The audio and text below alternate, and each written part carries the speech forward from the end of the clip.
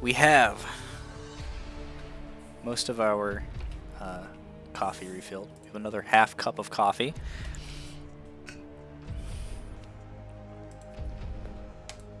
And we have our first replay loaded up. So let's let's go ahead and pop over to our second match splash screen while we are getting back into the swing of things. There we go. Week 5, 2 Fac, 2 Furious versus Lettuce Attack. Area door 43, redeemed a posture check, thank you. Let me just recrack my back out of being bent forward in the gamer posture. Let me just okay, there we go. We are now sitting up straight correctly. Thank you for looking out for my back there. I don't fucking know. Alright. Phoenix. Our first match is going to be Phoenix 2470 versus Blechfaust in a Terran V's. Actually, I think this is a Protoss V. Nope, it's Terran V Zerg. Despite the name, Phoenix 2470 does in fact play Zerg. We have some people representing the Lettuce Attack in the chat. Yeah. We'll just hop right into it, okay? I'm in the mood to just run through these games. I have a cookie and some snacks. So we're just gonna start through and see where it takes us. Alright, in the bottom left corner of Polypoid, again, this is how they have their game 1 labeled, so do not I am simply the caster. It's not my that's a really good cookie. It is not my decision. My mistake here, okay? This was labeled as game 1. Blechfaust as our orange Terran player in the bottom left, playing for I think Lettuce Attack, but I might be wrong. Crowbar is asking what is going on with that CC. Well, you've never seen a CC wiggle before? Why is the entrance shaking? This CC is held together by by screws, some really bad, just really bad craftsmanship. So like you start it up and it's like this is the part that shakes. It's not screwed in all the way. But you're gonna keep using it because it hasn't broken yet. I like how when you zoom in it's like completely fine. But at normal whatever, it's like it messes up. Actually, I want to go.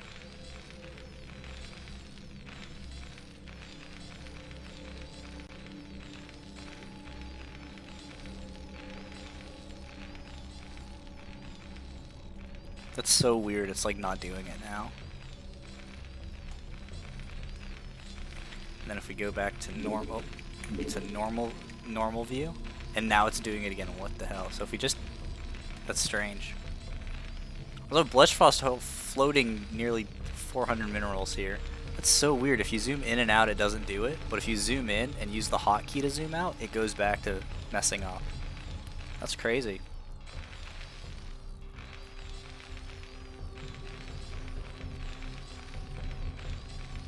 Anyways, what's going on up here? Well, there's Zerglings.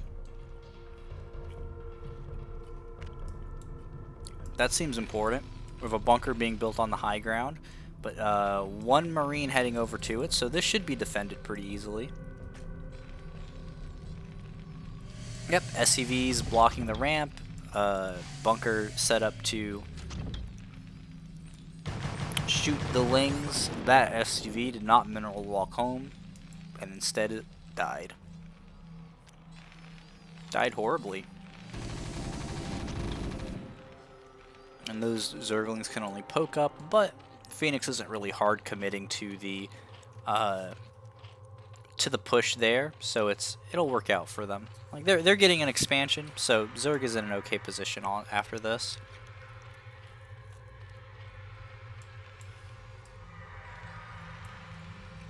As soon as the Zerglings leave, Blechfaust is actually, well, I was gonna say he's taking his expansion, or he's not, or he is, or he's not, or he is. He is.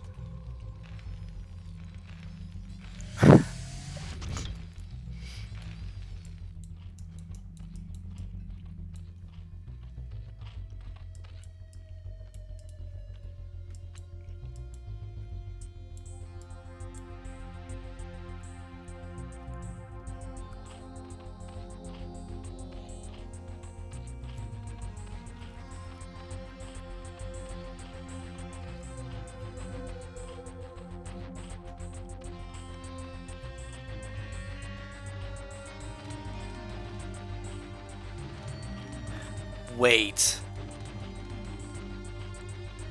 And see it. Do you think if you mineral walk, it won't attract the worm? Well, for one, we'd have to be talking about what how would the StarCraft universe interface with Dune? Okay.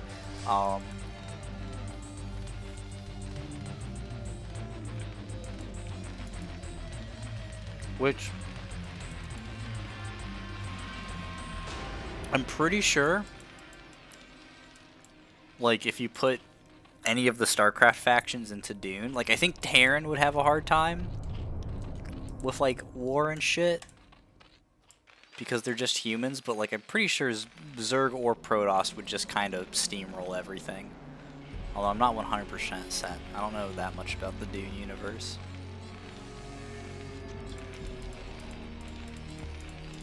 But Phoenix going up to 3 hatcheries. Getting their lair. 3 sunken colonies, so they're good to go on that. In case Blechfaust has a push. Really standard stuff here from both players. Just playing a regular, good old StarCraft. You know, like how StarCraft was played back in the day, when men were men. You know? Good, clean, honest StarCraft. None of these, you know, auto worker rallies or, you know, spawn larva queen abilities.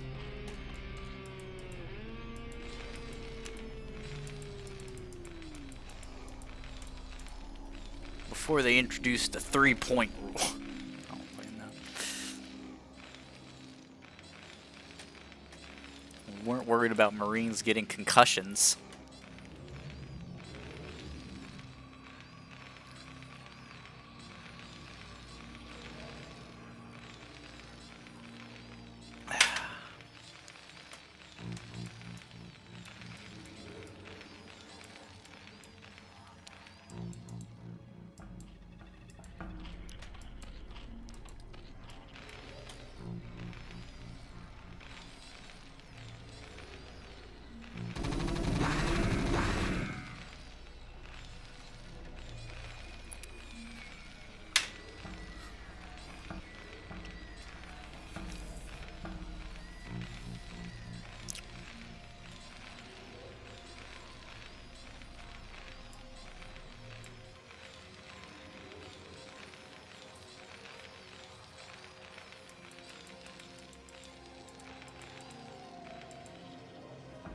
What a game. You ever... Oh, man. You know, we should fucking... There should be like a chess tournament or something where they cast the game like an esport.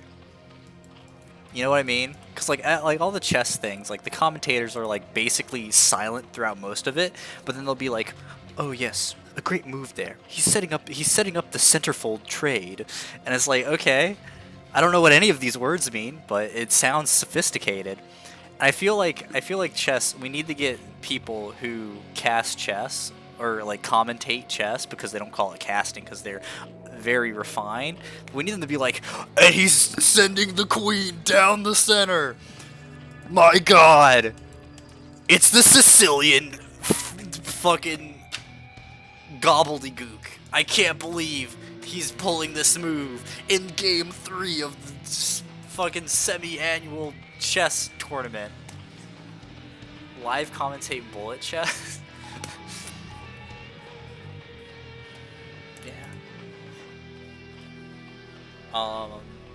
It's just going to be funny to be like, and then the pawn move for, oh, he's setting up the final thing. Really, the opponent is having a hard time keeping. I don't know chess. I actually haven't watched enough chess commentary to actually know anything what I'm talking about. Harassing. Yeah, he's harassing the pawn resources here. Or, alternatively, also sports should be commentated by like the same way that esports. Could you imagine? Okay. Because also sports commentators are do like the same thing where it's like they're mostly quiet throughout all of it, but then they'll be like, "Oh, Johnson took a deep hit on the 40-yard line," and that's it. That's all they say. It's like, "Yep, they're gonna go for the reversal play," right? I feel like we need to get some esports commentators in on that to just be like yelling about like how hard these. Jesus Christ! Why do people play Terran? This shit looks terrible. My God. In soccer, they sometimes just call players' names for while just saying the name if whoever gets the ball. Yeah. Like, could you imagine if like during a fight we're just yelling? Actually, you know what? Never mind. I feel what I'm describing is like a Korean caster, where like a fight happens and you just start yelling the name of a unit over and over again. Why don't we just yell Plague every time someone casts Plague? It's so much more fun than just being like, oh man, he casted Plague. That means all those units' lives will diminish greatly, and the next fight they take, they're gonna be in for a world of hurt. Well, we could just go, Plague! Plague! They cast Plague! Plague! It's so much more fun, honestly. Like, okay, right? If I just, like, oh! The Ultralisks! They're coming in! Oh, the Ultras! The Ultras! Oh, the Ultras! They're tearing the Ultras! Ultralisk! The Ultras! Dude, okay, you know what? I think I might be on something. Also, oh no, the Ultras! The Ultras! The Ultras! The Ultralisk! Ultralisk! Marine, Ultralisk, all Marine! Ultralisk, Marine! Ultralisks!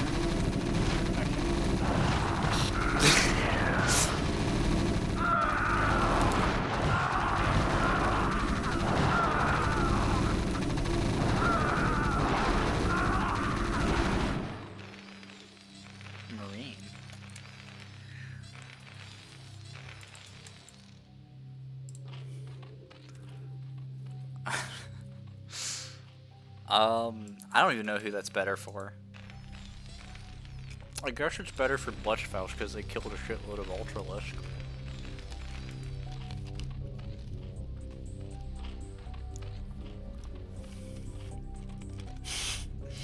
Oh, command center. We got a hidden command center, yep. Yes. I don't, never mind, is it hatchery?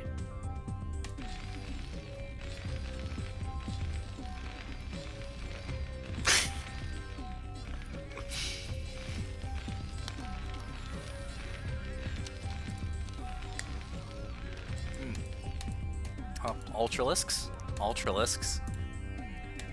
Ultralisk Zergling. Ultralisk Marines. Ultralisk. Medic. Oh, medic. Ultralisk. The medic back. Zerglings now. Ultralisks. Marines. Zerglings. SCV! Oh, SCV. Zerglings, but Marines. Ooh, Ultralisks again. Ultras, Marines. Oh, Ultras. Medics. Ultralisks, Marines.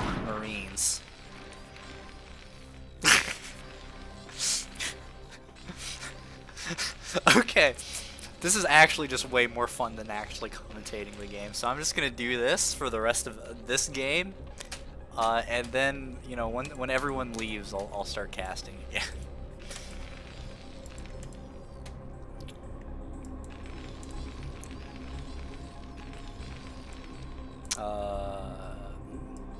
Science vessel.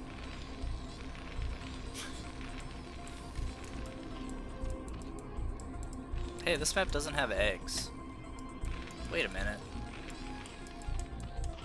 Isn't Polypoid supposed to have egg? No egg. Wrong map.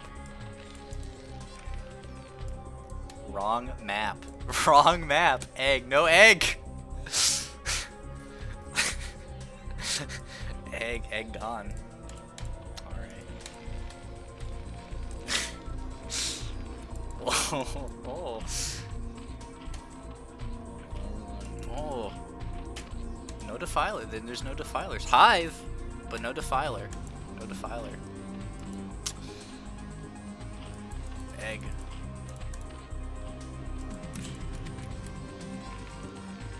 Just Zergling Ultralisk. Just Zergling Ultralisk. SCVs. Oh, SCVs.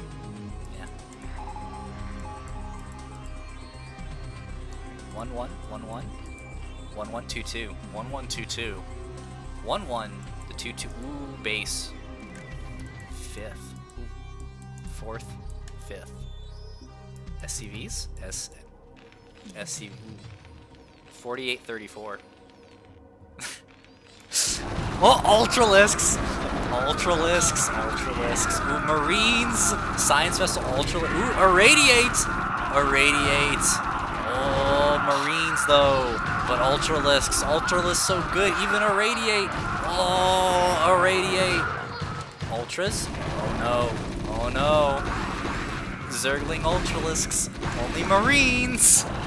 Not just Marines. SCV bunker. Oh no. Supply depots holding up the line. Supply depots. Zerglings streaming in. Ultralisk Zergling. Marines, where are the Marines? Marines barracks, not enough barracks. Marines, Zergling Ultralisks. Oh, crackling, yes. Adrenal glands. GG's. GG! Ultralisk on SCV.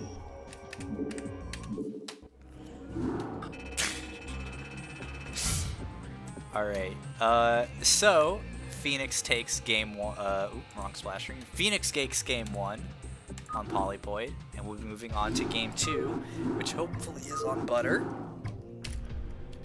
It is, so we are playing them in the correct order. Now.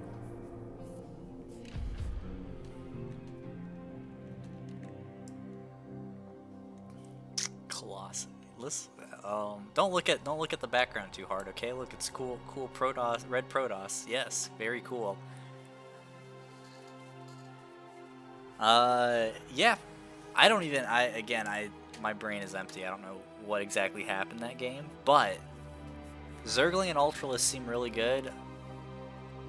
I'm not gonna update the numbers until the end of the game. I should also wait. Hold on. Okay, let me upgrade. It's Too Furious versus. Thank you for saying update, because I can change my stream title to match the correct thing. Okay, week 5. Oh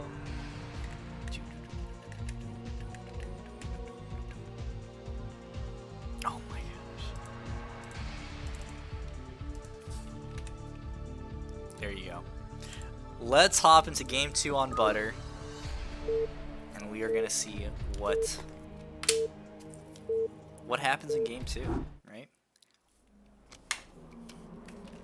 In the top right corner, as the yellow Terran player, that's not the right key. As the yellow Terran player, we have Blechfaust, which I'm probably misreading. And in the bottom right, oh god. In the top right corner, we have Blechfaust as a yellow Terran that I'm probably misreading. In the bottom right corner, we have Phoenix 2470 playing as the blue Zerg. Yeah.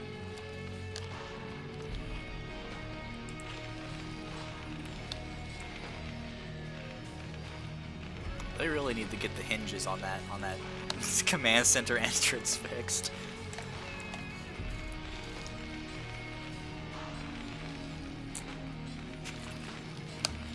The ramp is probably loose, you know. Maybe, hopefully, as long as they don't lift this command center up, the ramp will, like, because that ramp will dislodge. The screws are loose, so if this command center actually starts flying and they need to close this, that thing is going to break open and dump everything out of it. So as long as that command center doesn't lift, we'll be good. Also, 9 pull here from Phoenix with the extractor trick. So we're probably going to be seeing early Zerglings. What is happening? Yeah, this is the pre-order command center skin. They got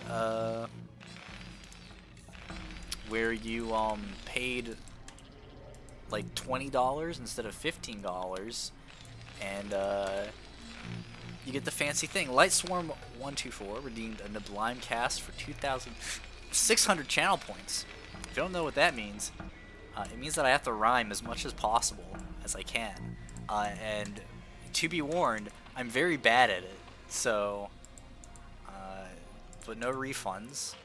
So I'm just going to keep rhyming, such as this SCV is going to scout, see Zerglings, and turn about. Oh, nope, he's actually not going to do that. But 9 pooling your base, you need to be defending. Right, bunker going up. Yeah. So with bunker at the choke, ling pressure will get broke. Easy. I thought you meant you have to criticize every mistake with passion. I mean, I can do that too, really. Yeah. So also, Zerglings just running into the mineral line. That's good. That's fine. However, like, so 3 Zerglings aren't a lot in a pressured mineral line because SCVs are absolutely broken. But they did get 2 kills. And you know what? 2 SCVs for 6 Zerglings is pretty good, actually.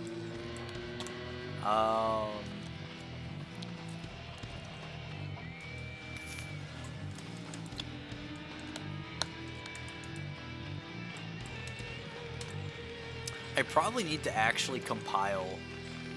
Shit. I need to actually get the full list of the Sublime rhymes, so that at the very least I can fall back on those for this. Because, like, I literally only know, like, one. Like, off the top of my head, the only one I know is the Robo at 9. Protoss is fine for versus Lurkers, but I don't know any of the other ones. Oh, hey, that's a really fast third. Actually, I guess it's not a fast third, but... It is a third base. A hatchery.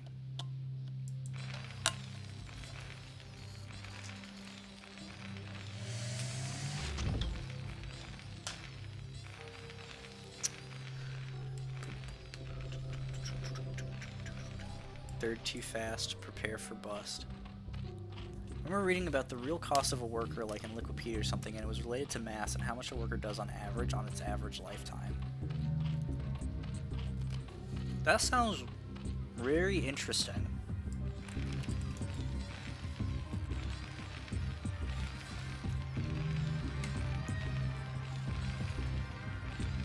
Because workers do a lot.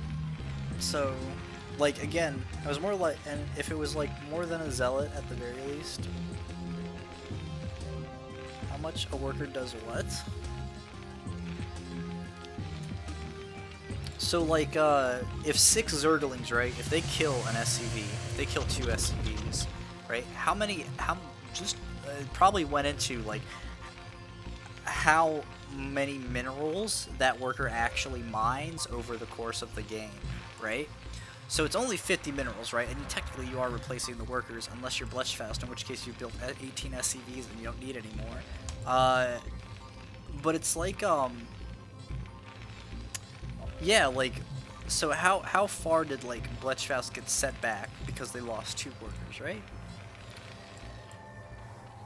And it's, I mean, it's more than 0 at the very least.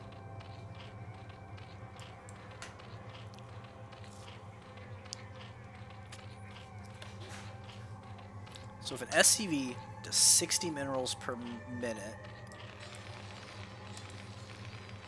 so they died at around 3 minutes. So assuming that this game will last on average like 15 to 20 minutes, right?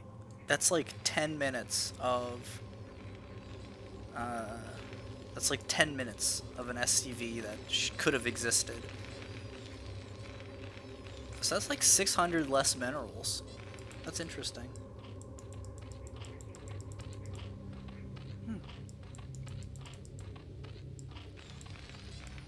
Also, that is a lot of bio.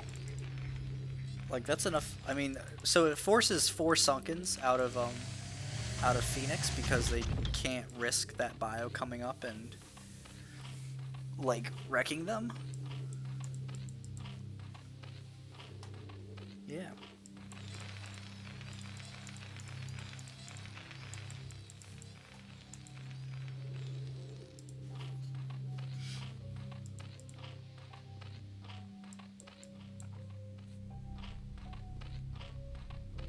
SCVs, 26 drones, pretty fast third. Creep colonies coming up. Just building. Oh, wow. I mean, it looks like Phoenix is going to be going for the same thing they did game 1, which is just very fast Ultralisk, very fast Zerglings, and then just keep moving them over. Which, I mean, it's a choice.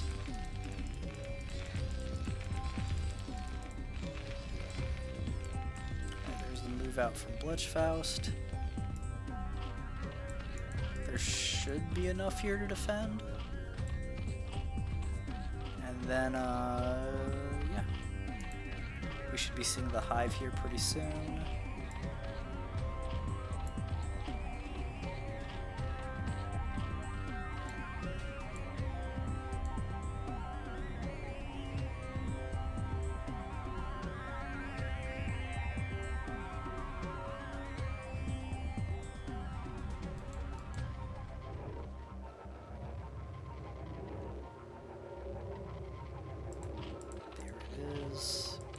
Two Evo chambers about to be built. Here comes the push. Okay, so there's the stand. I think no range, no +1. That's not very good. That was a bad attack. We got mostly some damage done on some sunken colonies. It's a 13 worker lead for the Zerg now. They have their 3rd base up. They have 3 gases available. So they're sitting pretty nice. And I mean, if they're just going for Ultralisks, I think they can kind of be okay on 3 gases. Obviously 4 gases, like when Zerg is able to build like 2 tech units. So like Ultra Defiler, Defiler Lurker, Ultra Lurker, I guess, if you wanted to do that. But at 3 gas, you're fine if you're just massing a single tech unit. And if Phoenix is just making Ultralisks as a late game unit, then they're good to go, yeah. They don't actually need that 4th gas yet, but it is available to them because this base is kind of they kind of got it for free. And they are breaking this.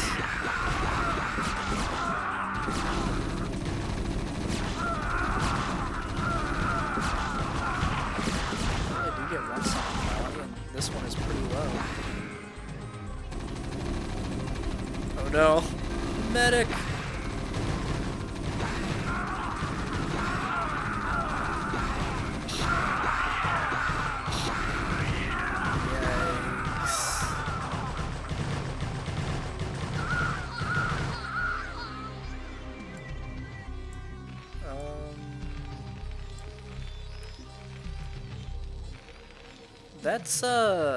That's what we in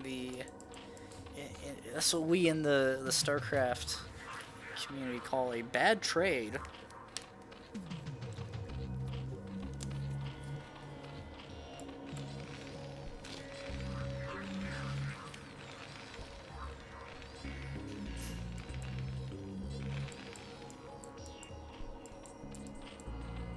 Yeah, no, ultras are gonna come out.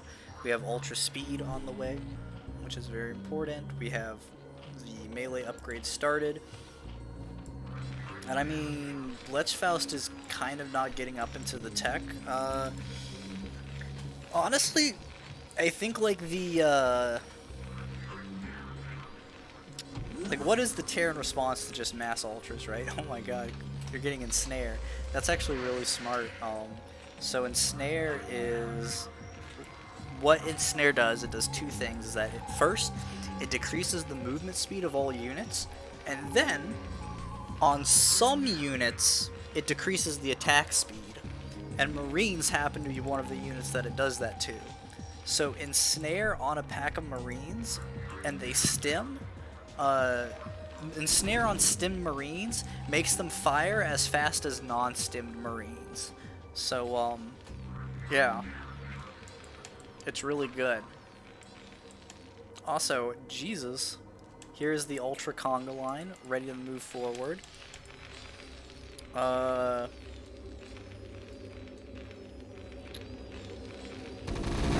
we go. Yep, I think actually it doesn't decrease the Ultralisk attack speed. So they focus fire down the bunk. Jesus Christ.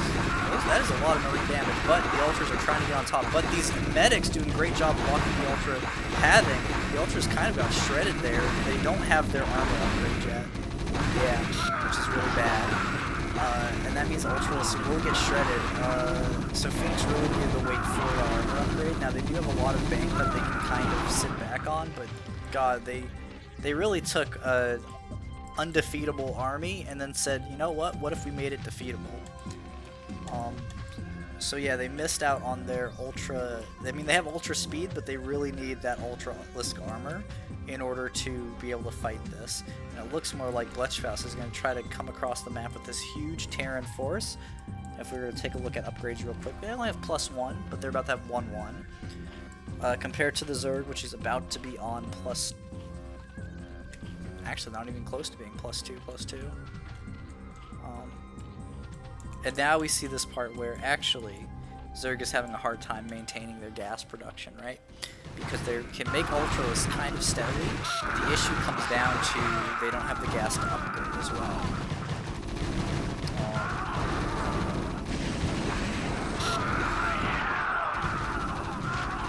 Yeah, that's these are honestly tearing through this, right? Like, it's actually crazy to see how fast Marines kill Ultralisks when you're so used to Marines never killing Ultralisks. When you have, like, this squad of Marines and they just don't do any damage, but then it's like, oh, actually, when you don't have the Ultra upgrades, Marines are kind of insane. So they're going to try to push forward. I don't know if they... I think they probably can bust the Sunkens if they angle in correctly. And it looks like they aren't quite... actually. Yeah, no, they're going to bust this. And with that, I don't know if Phoenix is going to be able to win this game. They have 4 Ultras in production, and Ultra Armor is finally about to finish. They're going to lose all their drones here, and if these Marines get into the main base here, it looks like all the Ultras are building at the 3rd, which doesn't seem great. More Marines filtering in. Scourge coming out. They're going to connect with the science vessel there. Take it out. Good. And then here comes the new and improved Ultralisks with 4 armor. So they aren't quite in their invincible, unkillable stage.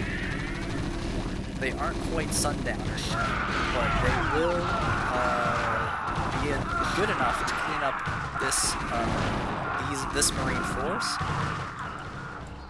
And it doesn't look like the reinforcements are really, you know, the macro isn't exactly quite there. There's the round that we need. You got to be really on top of your macro for SK Terran because Marines just build so quickly. But yeah, Zerg will be able to retake this base. They'll be able to get their gas here. Yeah. So Phoenix is stabilized, and now that their ultras are out, their ultras are upgraded, they are very much in a okay position. Well, they're not really in an okay. Well, they're in an okay position. They're not in a good position. Like they're living. They have their hidden base that they're relying on heavily right now, and also Blechfaust has not been keeping up on their worker, their worker production. So even though Phoenix lost an entire base worth of drones, they still have more drones than Blechfaust has SCVs, which is bad.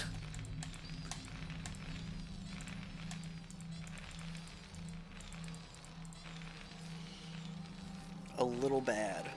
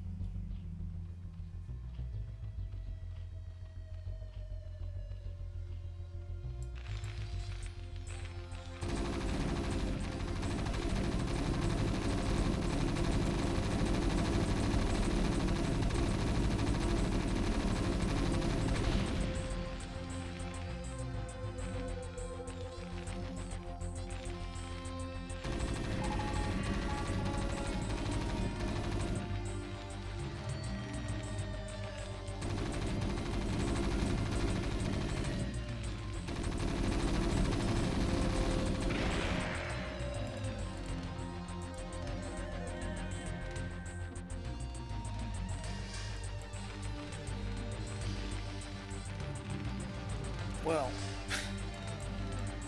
Phoenix is up on 4 bases, which is pretty good for them.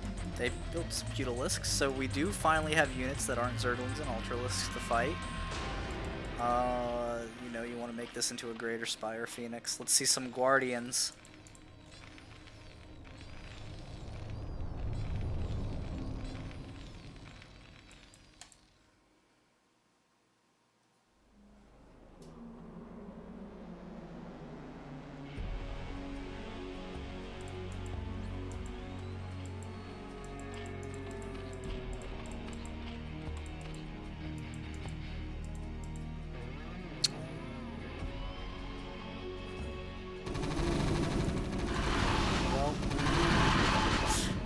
There goes the Mutalisks.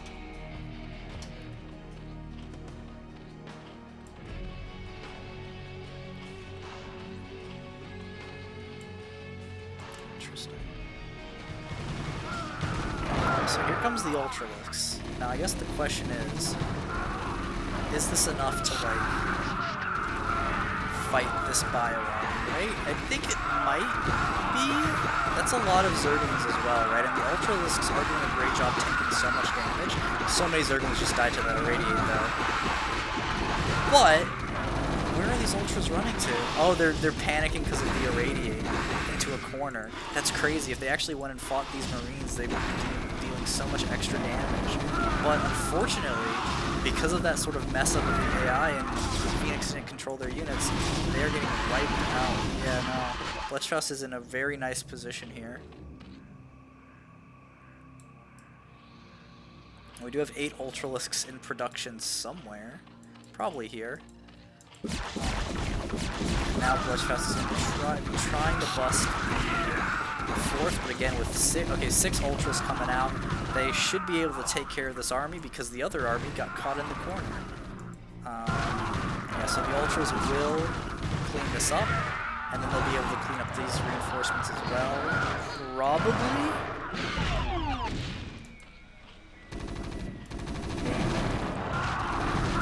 Now, yeah, you can see the Ultras have all their armor. You can see just how effective that is, right? If this was 5 minutes ago, they would have been cleaned up easily. Still only 29 SCVs. The main is about to mine out, and we're about to be on only 1 mining base for Blechfaust. And I think Phoenix is just out macroing their opponent, you know? As Zerg, you keep your main base for so long, this still counts as like a full mining base.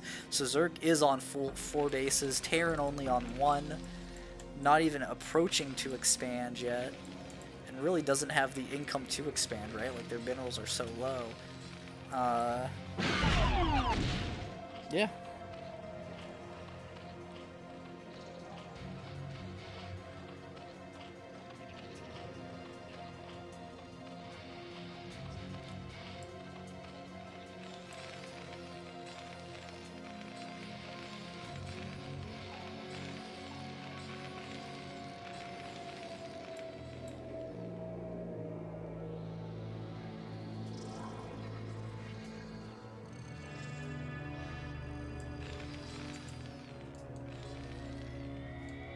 These SCVs. Oh no. What is Blechfaust? What are you doing? What? Oh, he was gonna try to sneak the base here, I guess, but the Mutalisks catch it.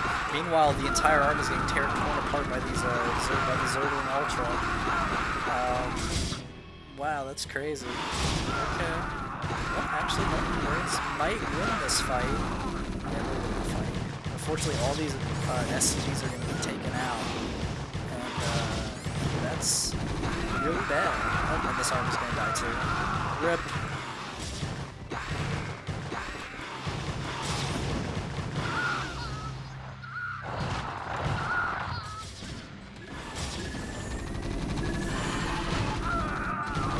There's the GG. Phoenix takes it 2-0. Let's go to our splash screen. Blah. And with a 2-0, the Too Fact, Too Furious team is gonna... Oh, nope, that's all just one thing. The Too Fact, Too Furious team is going to take their first match. Our next match is going to be Tech versus ET for... whatever those races are. Tech playing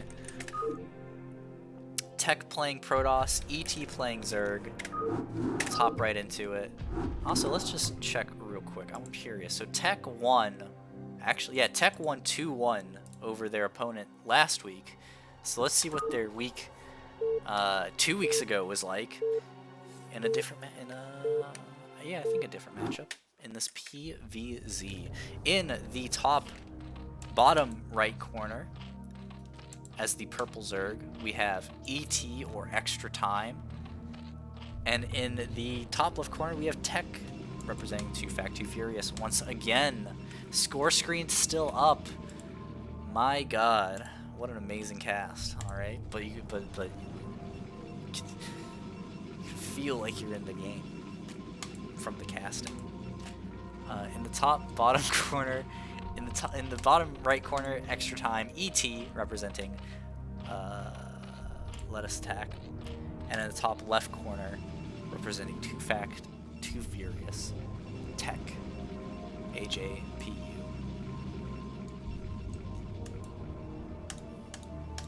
All right.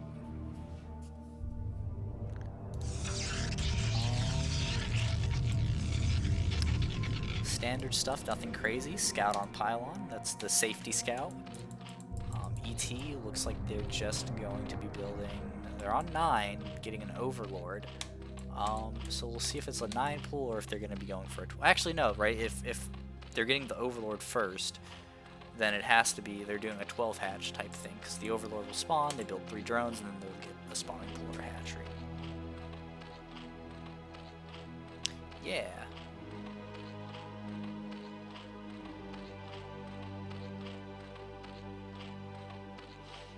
Looks like it's going to be a 12 pool.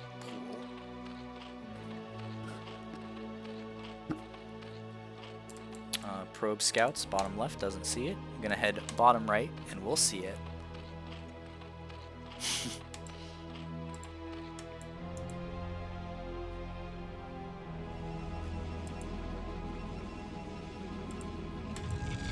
Right, Forge coming down, second probe going to scout. Sees the drone scout, so probably is gonna know what's up. Yep, sees the base. We'll see the spawning pool, and then probably get. Oh, Tek is going for the Nexus first, hiding a probe. No, just checking around.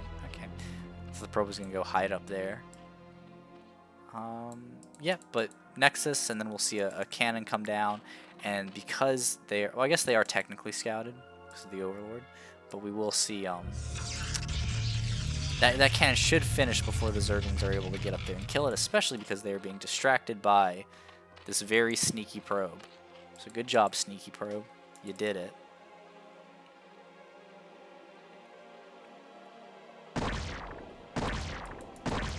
Drone's going to put on a little bit of pressure. But if it's not careful, that cannon is going to finish, and they are going to lose that drone. I think that is just going to be an accepted casualty. Yep.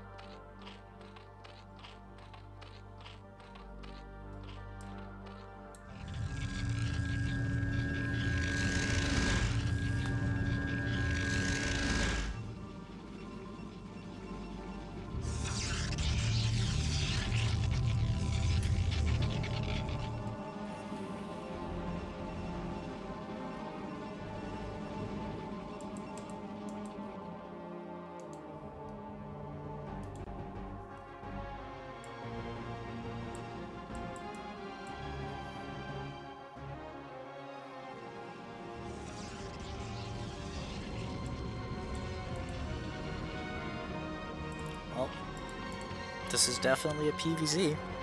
We have the Cybernetics core on time with the assimilator, 3 Zerg bases with an extra hatchery, just 1 extra hatchery.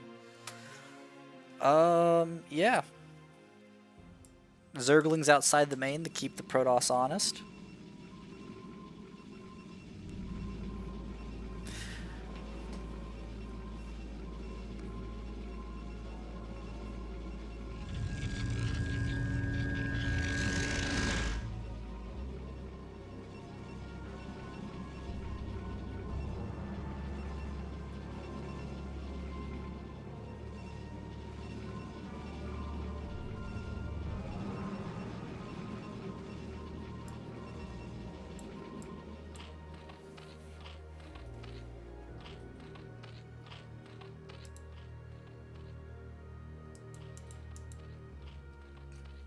There is a hidden probe.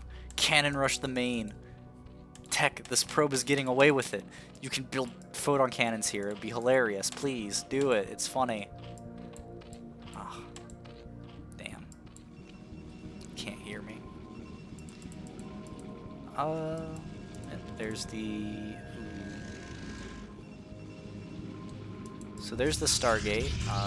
Double gateway is fine, but we also do need the Citadel of Adun at 100, which is about when the Stargate is halfway finished, so a bit behind on that. So there is a risk of Hydra bust here if the High Templar are too delayed, and that is very unfortunate for our Protoss player. As we saw in our previous PVZ, Psystorm is a real good unit, and when you don't have it, Zerg build Hydra and you die. It's very sad.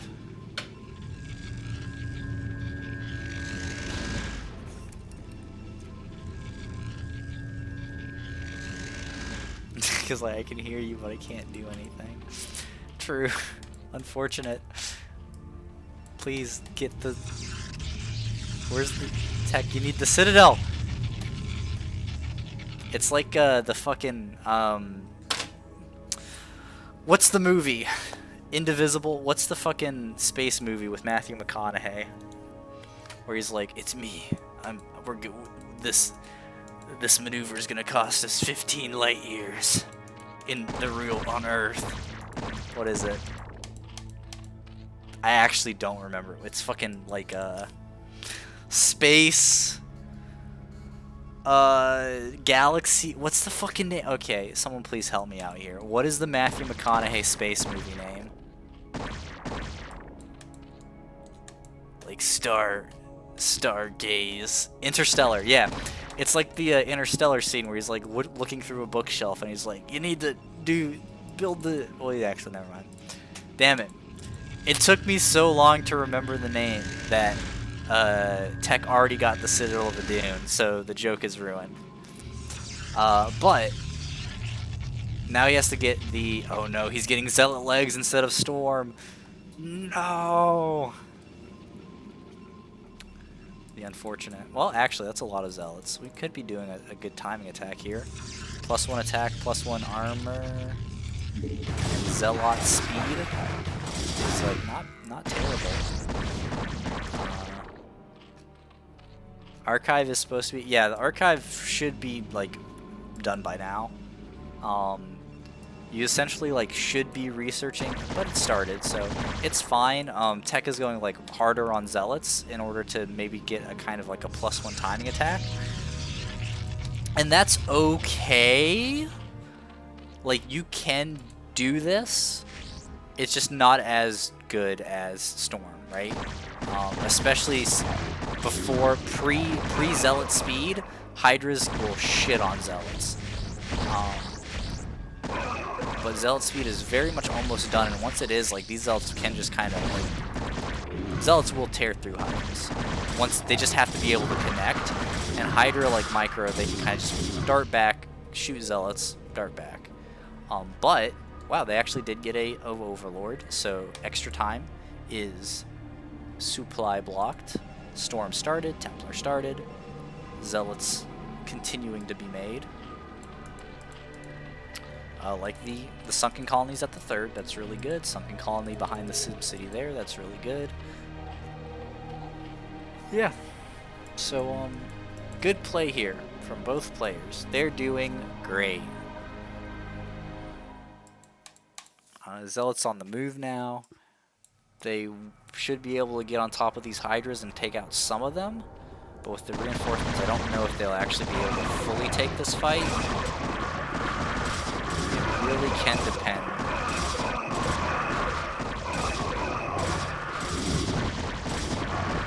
Yeah. So the unfortunate part about that is that we only have 4 gateways, and we need like 8. And we just traded a bunch of Zealots, and those Zealots are supposed to, you know, defend for the High Templar, right? And now with the Hydras coming up, if Tech isn't careful, those Templar can get sniped.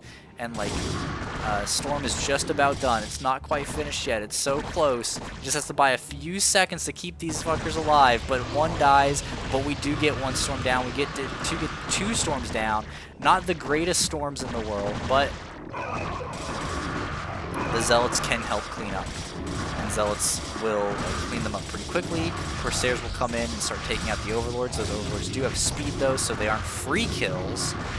But they're very close to it. This Corsair, they do some damage. No! What? Okay. We do get the Overlords.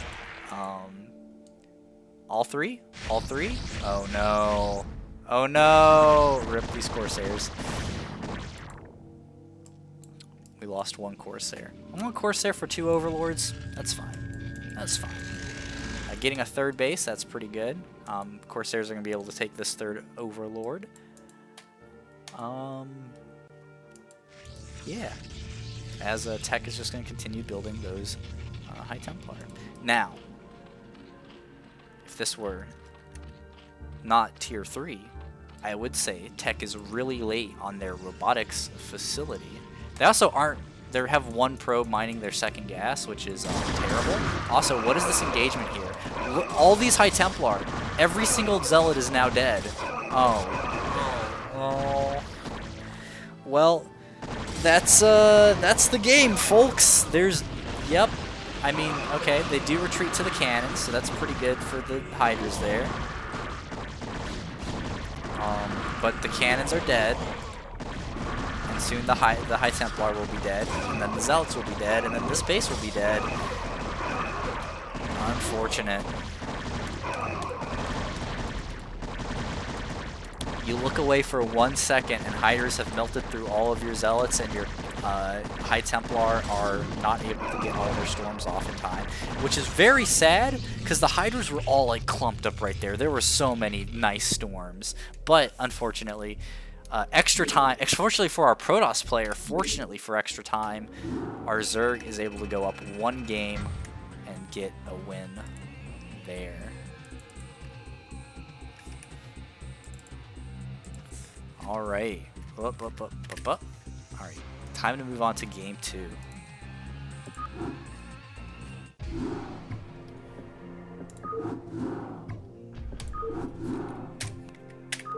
Game 2, this one taking place on Butter, the 2-player map. We'll hop right into it. This time, remember to switch the stream over. And, yeah.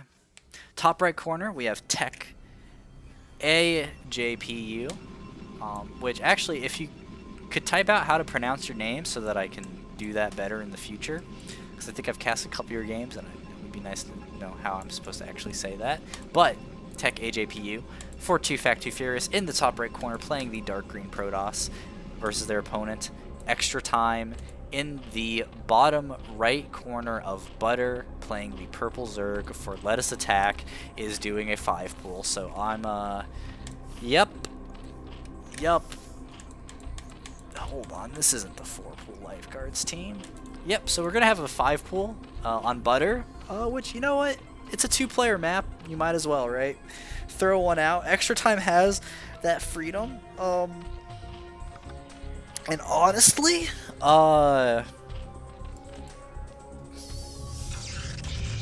pool is one of those builds where if the Protoss does gateway first, they lose. If it's like you have to pronounce the J in Spanish. TekAjpu? Is that it? I don't know how to pronounce the J in Spanish. Alright, but we have a 5 pool, and like when you're up 1 game, like of course you should fight. Like, why not, right? Throw a cheese out there, right? Especially if it's 5 pool and the Protoss player is not realizing it is, right? So if they go gateway first, you die. TekAjpu. I don't know.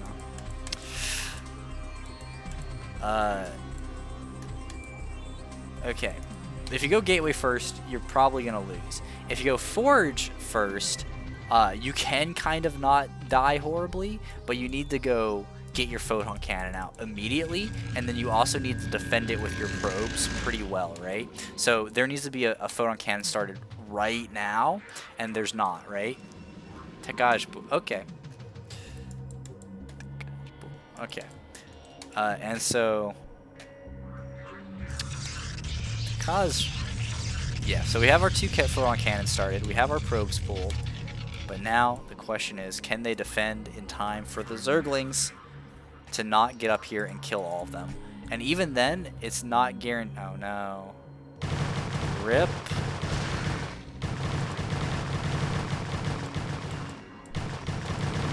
Well, this probe killed a drone. Unfortunately, those Zerglings are going to kill everything. So, pylon going up in the main. Yeah, I mean, this is the thing, like, 5-pull is a build that's, like, really easy to counter if you know it's coming, but the thing is, you have to play around it knowing it's coming before it's possible to know it's coming, if that makes sense. Or you just have to be really fucking good.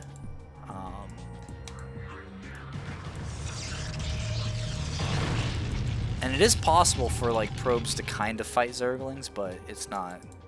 Yeah, that's not... Cancelled pot, yeah. So unfortunately for TekAjpu, it is looking like this is going to be a 2-0, and extra time is going to sink a win for Let Us Attack.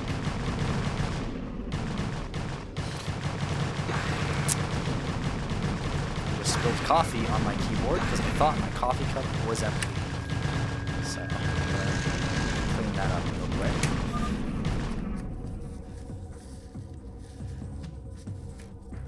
Alright. Well, that was an anticlimactic ending for our first match. So we're going to move on to our second match. Actually, no, that was our second match. So we're going to move on to our third match. And our third match is going to be Zmaan versus Janny77. I'm going to go ahead and load it up. Let's see what it is going to be. It is going to be a Zerg versus Terran. And we're going to start it in just a few minutes because I need to take like 30 seconds real quick. Be right back.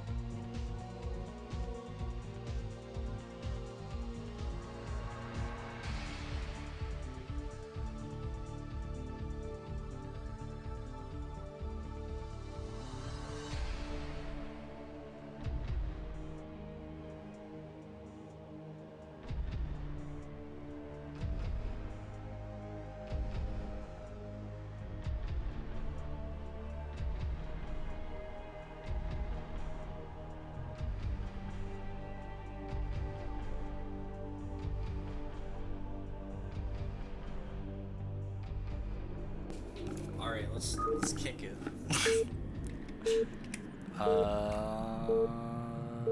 Stream. Alright, in. Oh my god, that's unreadable. Okay. In the top right corner, we have Zmaan playing the blue Zerg for one of the teams, and I forgot which, but it's one of them. And in the bottom right, we have Zmaan Ace, which I'm pretty sure is not the name that they had on the replay file, so we'll remember who they are after this game. But for this game, they are playing the dark blue Terran, which is makes their name basically unreadable.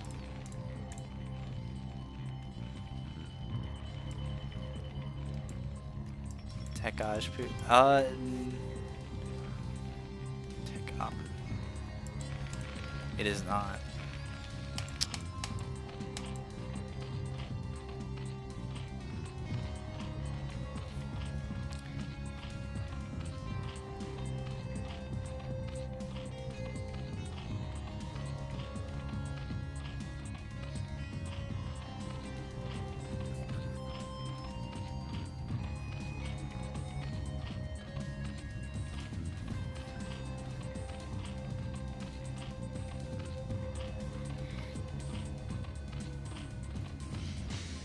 Alright. So, it is looking like a 12 something from Zmaan, and probably a 12 hash since they haven't started the spawning pool yet, and just basic, you know, the Terran opening that all Terrans have, where you build a supply depot, and then a barracks, and there will probably be a refinery somewhere in the mix.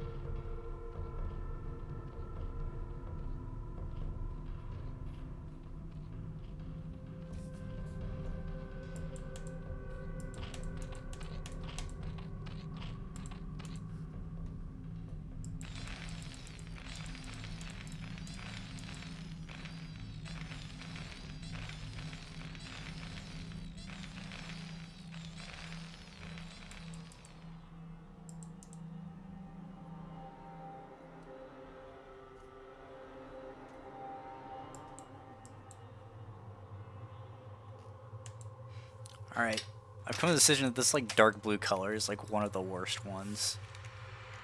It just like blends in, like I don't know, like it looks okay on the SCVs, but it like blends in with the blacks on the Marines. It just like is so hard to see.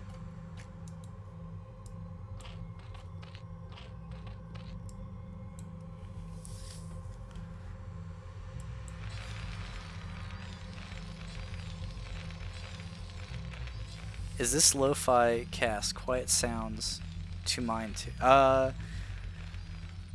Yeah, I mean, the problem is like when a Brood War fight happens, it gets very loud, so, you know. Yeah.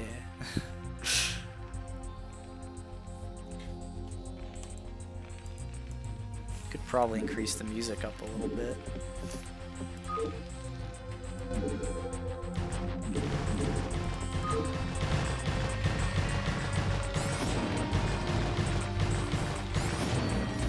Also, how the hell did this happen? There's like all these Marines, and yet 4 Zerglings got in and were able to kill 2 SCVs. Like, why? How does that happen? How does that occur? It makes no sense. Like, what were these Marines doing? What are these Marines doing? Where did they come from? Where did they go? It's so strange. Just build a bunker. What are you doing? What are you doing? So there's a stim. So this is okay. So I guess he's trying to fake a like 1 base play, but like it's not. Oh my god. Ugh. Okay, these ones will be caught.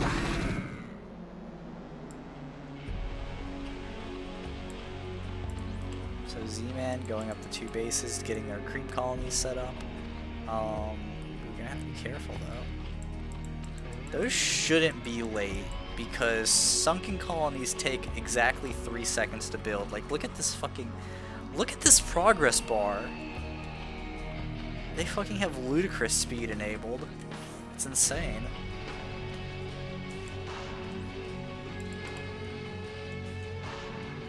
Yeah, so Zman's fine. He has a 6-worker lead, which is really good for a Zerg. And he's getting Hydras out, so we're going to be seeing Lurkers evolved here fairly soon. As Ace is going to be trying to set up a contain, right? The problem is, what do the... Oh, geez, and the Marines are walking a bit too close to the Sunkens. We do have the Academy out, but no Comsat station. So, I mean, like, the Lurkers will have free reign once they're out.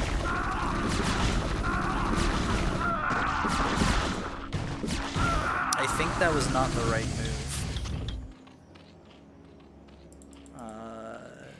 We could maybe see a missile turret set up here, which honestly I would not. I think that might be a good idea. Just set up a missile turret so that way you don't have to worry about scans. It kind of helps defend against Mutalisks. But really the big issue is that like Zerglings can slip out the end here and then just again come and kill a bunch of SCVs for free. So we do see the missile turret starting. Machine shop on the way as well. Yeah.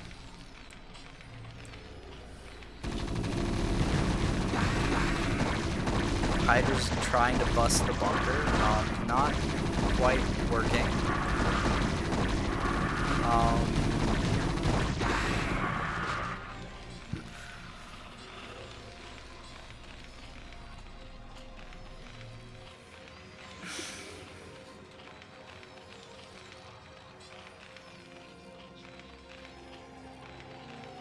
Look, I don't know why you try to bust that bunker.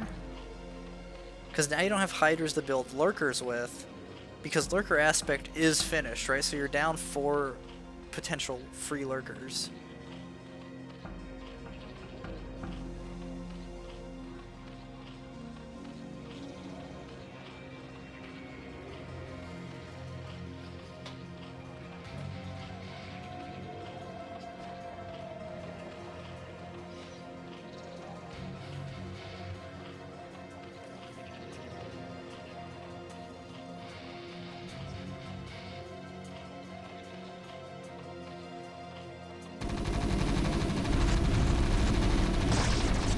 Wow, that is a very large range on that missile turret.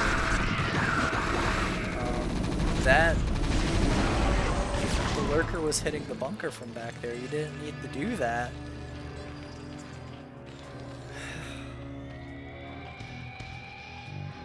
So here's the crazy thing though, right? This contain exists, but Zmaan, it's 31 drones to 19 SCVs. There hasn't been a base taken. Like, it's there, like they're about to, but like, that's that's an easy 10 worker lead for the Zerg. So like, I don't know, they could just macro better, build extra hatcheries, upgrade Overlord drop, and then just drop a drone over here, right? Like, who... Oh... I don't know, build Mutalisks. It's unfortunate. Well, these Hydras are getting through that Hydra... Oh! Tanks cannot push that. Also, now Hydras are getting on top of the bunker. So that should clear it now. No, it doesn't, actually, because some of the Hydras were hitting Marines. But now they should be able to clear it. But now they... But now... Okay, they're...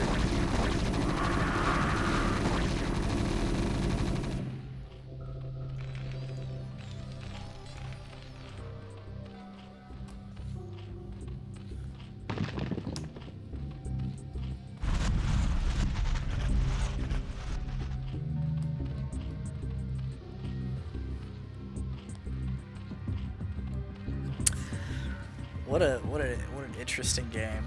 All right, who wants some trivia?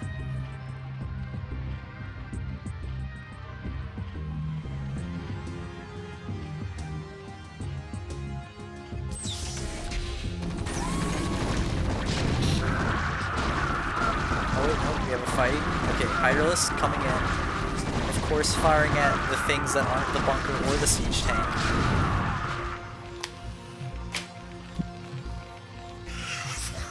Ah!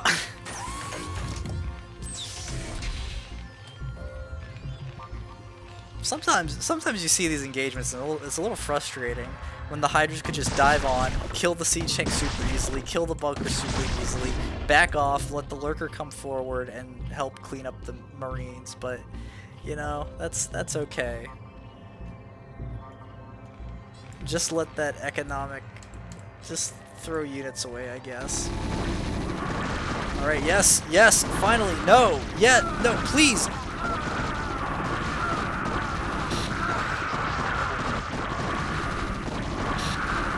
Oh my god, dude. My soul is leaving my body.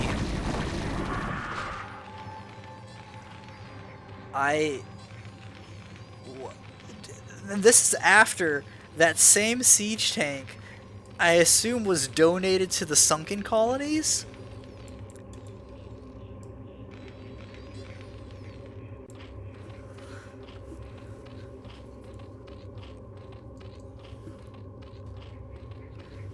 Please tell me, anyone, please tell me I'm not crazy. That, like... So, okay, let's just... When you are engaging a fight like this, and there's a building that is a Terran bunker, and you have so many, you have more Hydralisks than they have Marines, just target fire the bunker. The only problem is that there is a siege tank with this army, and that thing is not firing, I guess. Because Hydras actually do not fight Marines very well. They do like 0 damage to Marines, right? They do 10 damage, and that's explosive. So Hydras only do 5 damage to Marines. Marines, even if they attacked at the same speed, Marines out DPS Hydras in that fight. So like the Hydras need to pick off the things they do actual damage to, which are siege tanks and bunkers, and then you have lurkers or zerglings, which actually are the things that fight the Marines.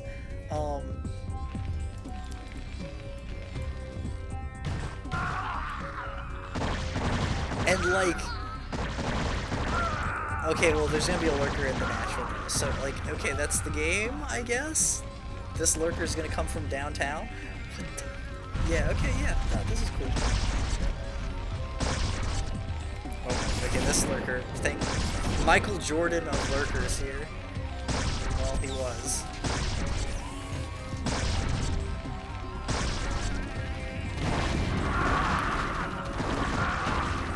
So this is why you need to build workers, by the way. Oh my god. Oh my god, how many... Oh! Oh! Dude, that SCV, they were so close to getting them. But that 13 kill lurker.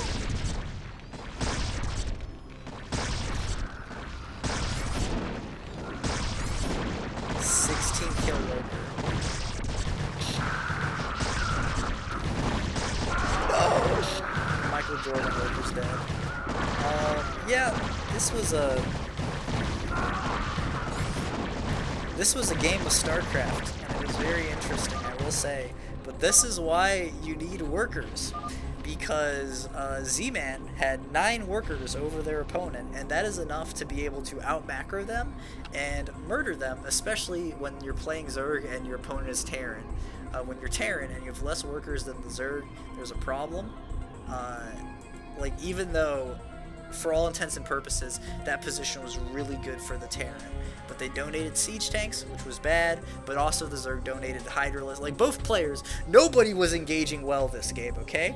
So it literally just comes down to the numbers game, that over time, over the 9 minutes that contain existed, Zerg had 10 extra workers, which translated into, like, 6,000 extra minerals total. So, over that period of the game. So, yeah.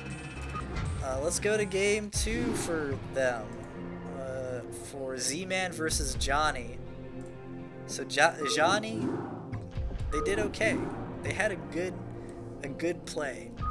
They just have to follow through. And this time we're gonna be on Butter. So, you know, it's a 2-player map. Lots of things can happen. I don't know. I'm gonna drink some of my coffee. I'm kind of slowing down a little bit. Alright.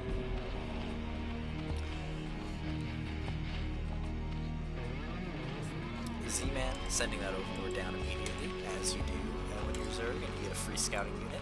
In the top right corner, as the light pink Zerg player, we have Zmaan.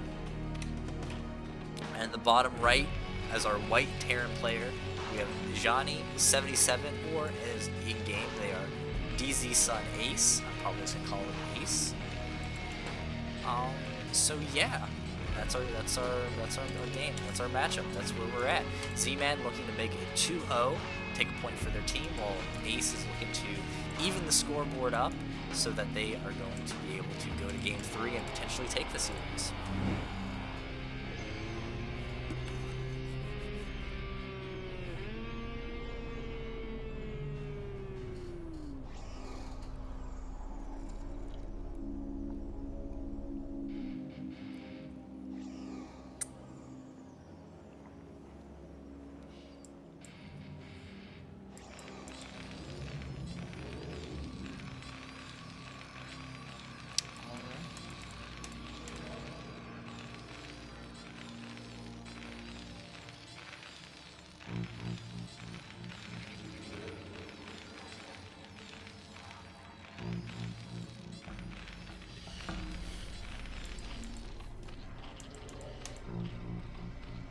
It's going to be 12 hatch from Zmaan, so going for that economic build, which I think is smart. Because based on game 1, it does seem like Zmaan has, you know, okay macro. It seems like Zmaan is more of the macro player here, just because, like, they got that worker lead and they were able to keep, you know, maintain it. I mean, game 1 was rough all around, but I think if I would say one player had better macro, it would be Zmaan, since they did eventually win through just their pure macro. Ace, meanwhile, might want to try to set up. I mean, it's a 2-player map, so setting up a contain is actually a lot easier, especially since like game 1 you were cross spawns. But yep, drone is gonna get the scout in. We're gonna have barracks and then supply depot, and that's gonna be a tight wall here. And I believe that is also Ling type, but it might have to be barracks on top of supply depot. I'm not actually sure about that.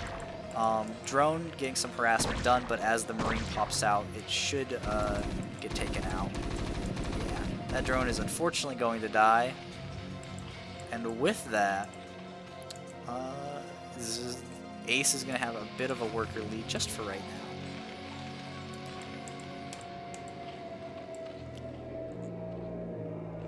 No Zerglings in production, 2 Overlords.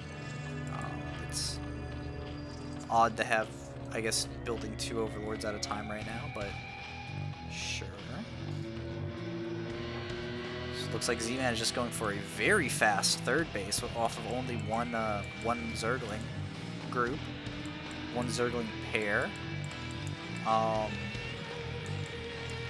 And Zmaan is actually going straight into factory.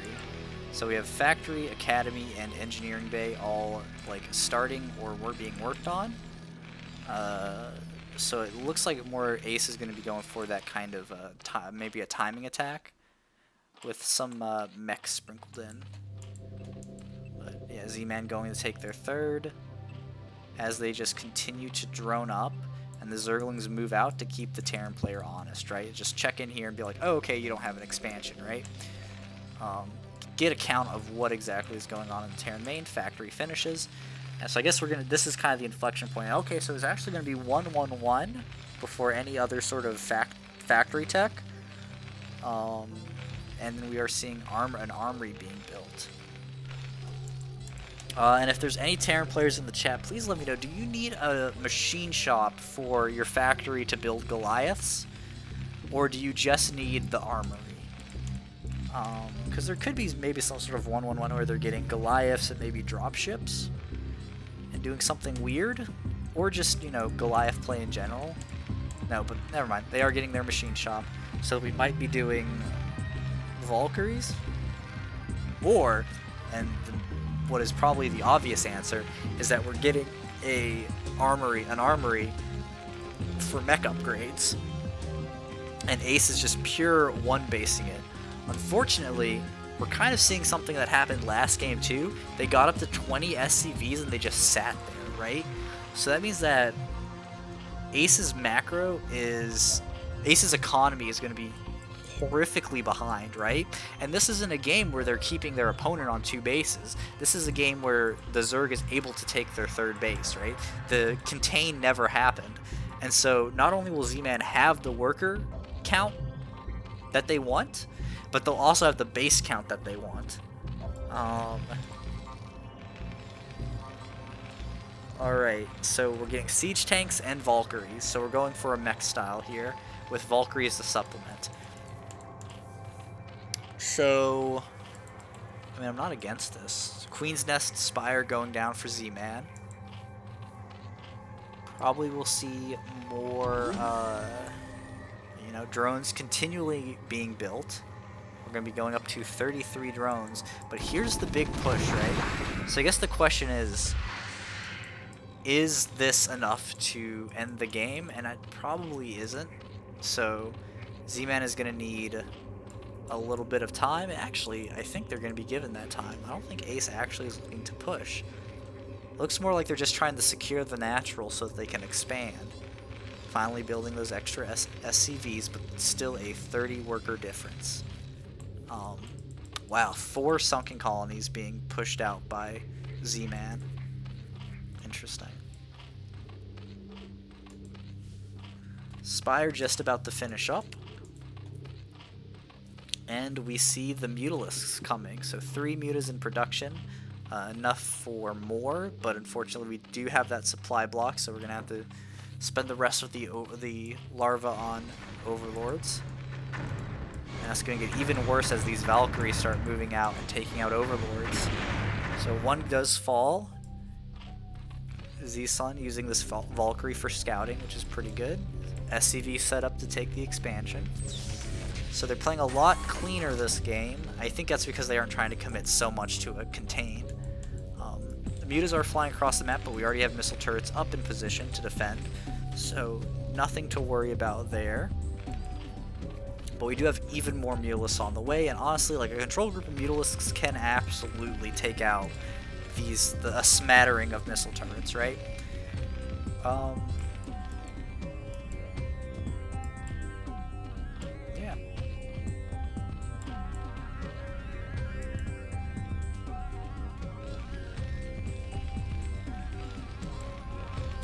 Extra turrets being added on as the mutas kind of start camping outside the base. Siege tanks setting up on the natural to defend that area, which will not be under attack. Valkyrie is kind of in the middle of the map, looking for overlords. And now we have the huge Mutaflock that's going to swing in here. And, yeah. Oh, and they're actually diving super deep just to take out SCVs. Which is fine.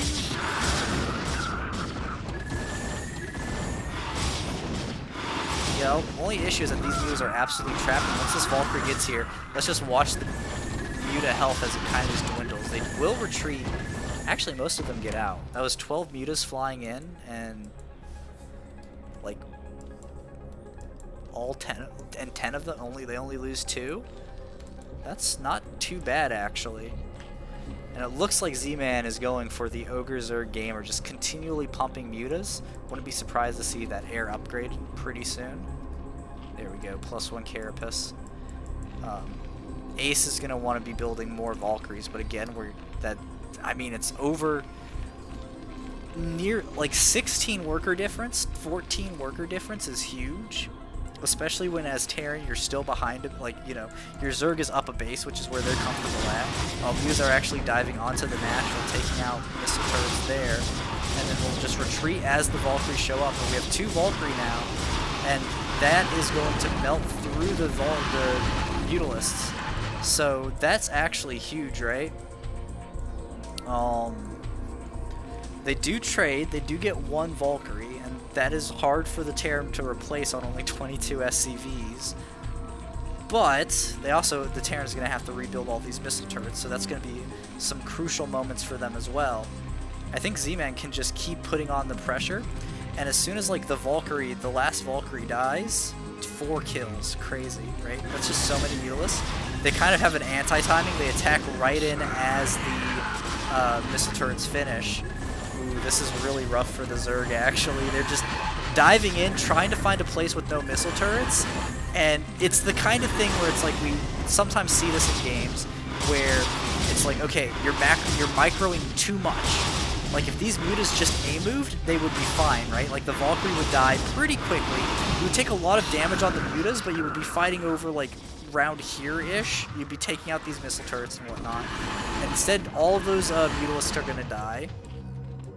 We have a lot of mutas just kind of smattered around at home. And we have a lot of minerals and gas banked up, right? So if we just do a full round, spend all the gas on mutas, spend all the minerals on Zerglings. Oh, okay, Zmaan getting a 4th, though. That's pretty good.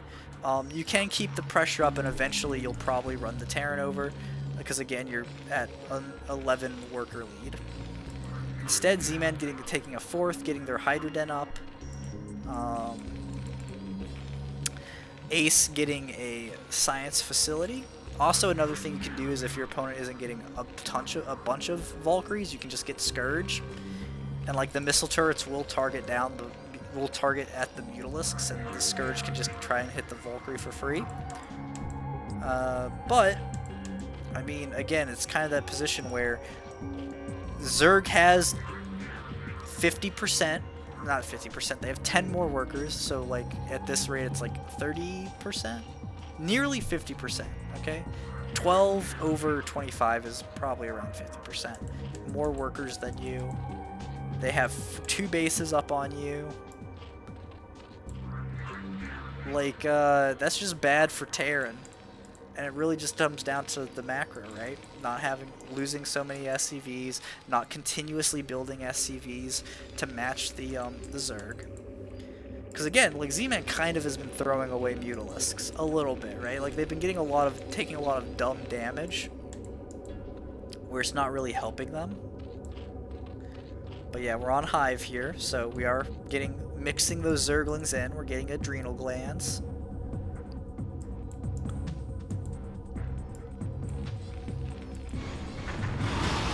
Yeah, so really these mutas, yep, that Valkyrie's gonna get taken out. Now there's no Valkyrie here, and actually I don't even think those mutas took a lot of damage, right?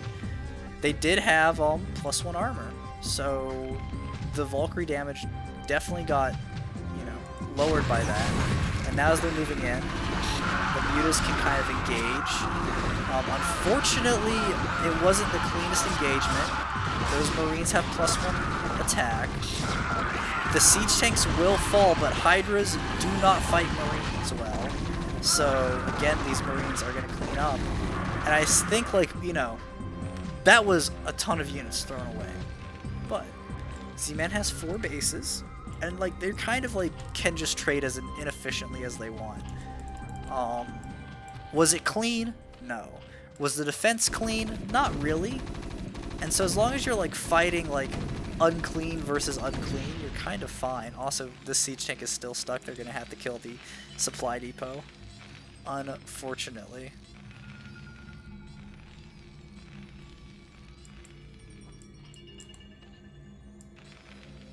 Oh no, instead they lift the starport. Right, so going Hydras is just don't do it.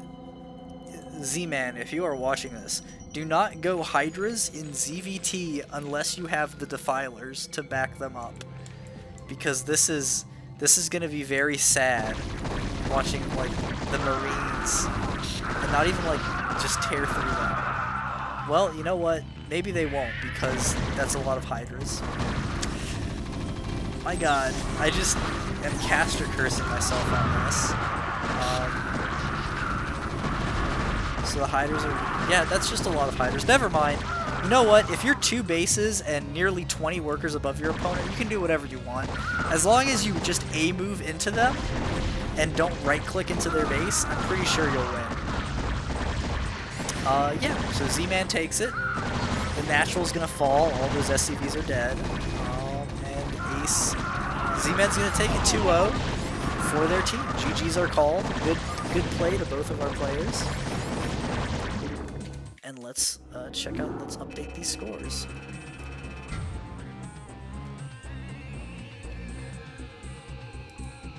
Zmaan takes it 2-0 over Johnny 77. And our next game is gonna be Slip It and Cider versus NoobyNevie, which is a ZVT. So once again, we just keep getting Cider ZVTs, TVZs, and it is my favorite matchup to watch. Normal TVZ, I can take it or leave it. It's not that great, but a Cider TVZ, that shit's an event. Okay, it's very fun watching Valkyries treated like Corsairs. Right in the top left corner, as the blue Terran player for 2FAC2 Furious, we have Slip It in Cider. And in the bottom right corner, as our red Zerg player for Let Us Attack, we have NoobyNevie.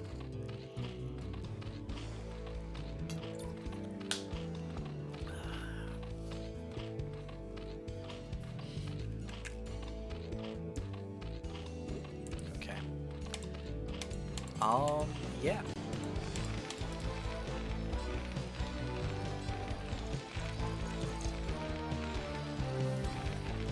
I should probably change my... Wait, no. My stream. God. Okay.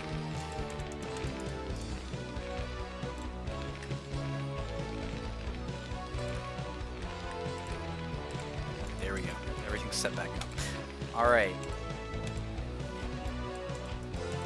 Nothing cheesy from either player. No center racks. No, like, 5-pool. So we're going to get into a regular standard TVZ stuff, and then we'll see if we're getting the Cider style Valkyrie variation, or if we're going to be seeing some regular SK Terran stuff.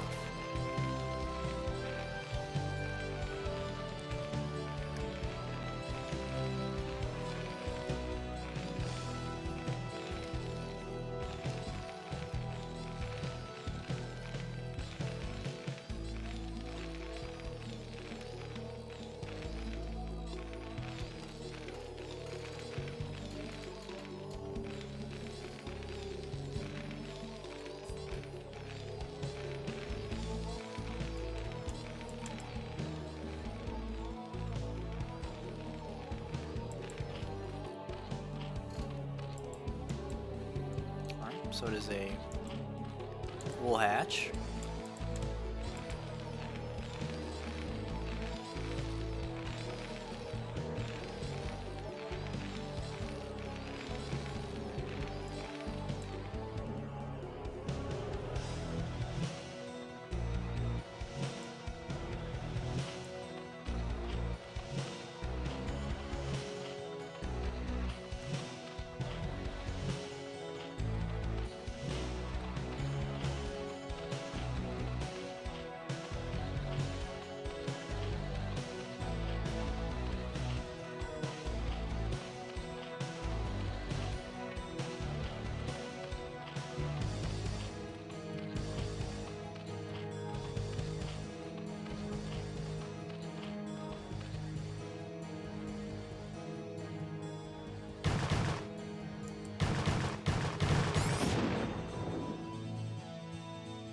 Rip. That poor SCV. Also, this Overlord was sent to scout cross spawns at the very start of the game, and he's finally achieving his dreams. Okay, he's getting there. I think it's very funny that NoobyNevie just is like, I'm not scouting, fuck it, I'm sending Overlords, they're free, and like he calls it, like the first Overlord's like, going cross spawns, and it works.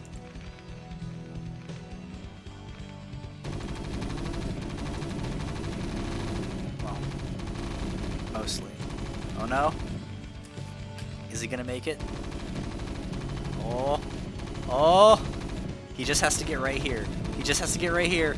Oh, unfortunately.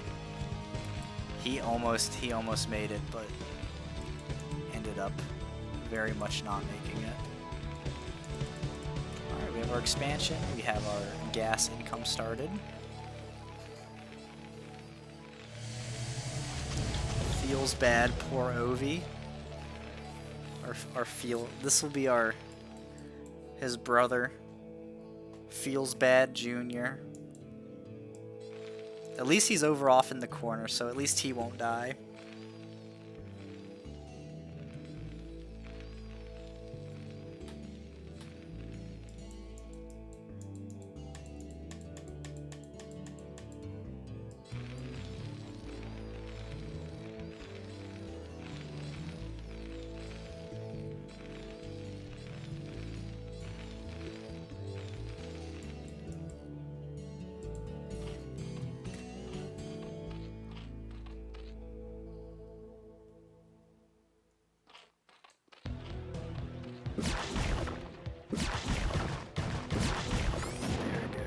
That is the second scouting SCV that has just kind of walked up, died without seeing anything. And, like, it's very unfortunate. There's the starport we're going at. We're going Valkyrie style.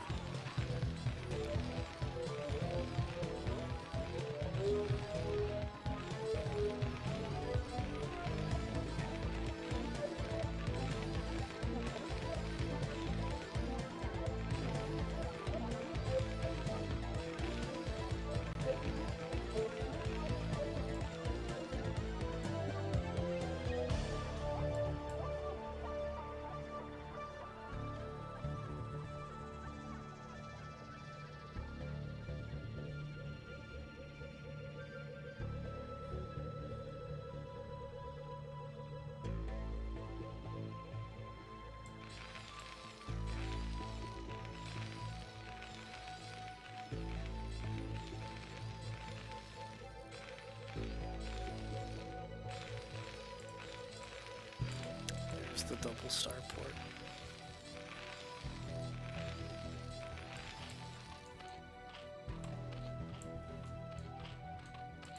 So we are going straight on to 2-base Hive, which we see sometimes. It usually is like 2-base Ultralisk, and this like Cider's playstyle very much can counter it very heavily because there is nothing to defend the Overlords. Also, we're only at 3 Overlords? Wait, is that really true? Unfortunate. I can't believe Cider's just gonna completely... Okay, that's... RIP? Yeah, these Valkyrie are gonna come out and then just nuke every single Overlord. For free. For just straight up free. Huh.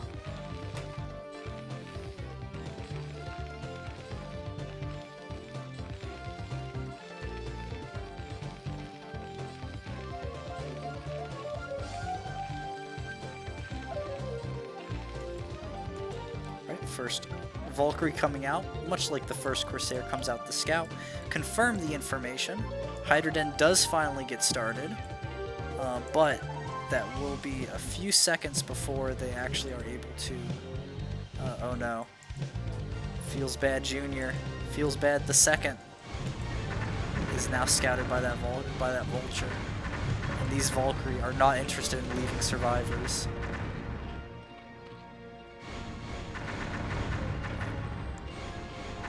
First Overlord dies, down to 43 supply. Unfortunately, it looks like this Valkyrie might... They're going to find the Hydroden, but that's a lot of Overlords just free to take out. With 2 Valkyrie, they will die very quickly, very surprisingly quickly. The Overlords do split, which is good, but... Yeah, that's a lot of dead Overlords. And then they're going to take this one out, and then there's this one as well. Zerglings are going to try to go in for a counterattack, but there is a small force here and a full wall, so that's not very likely to happen.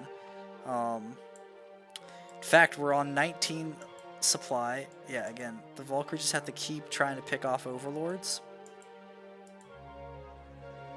Oh, but I think this one might actually make it out.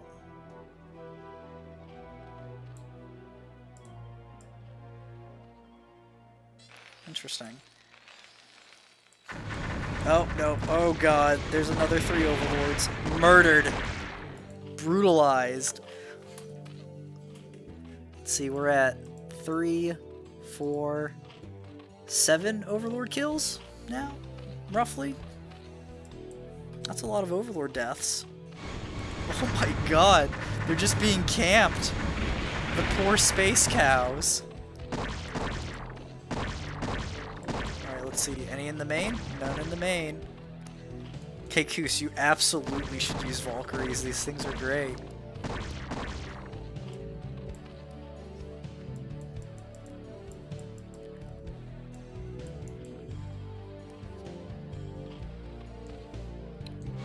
They are going to catch that Overlord there. Bad, Feels Bad Jr. still alive, still looking good. And in fact, he is the only Overlord alive now, since we have 4 hatcheries providing 4 supply.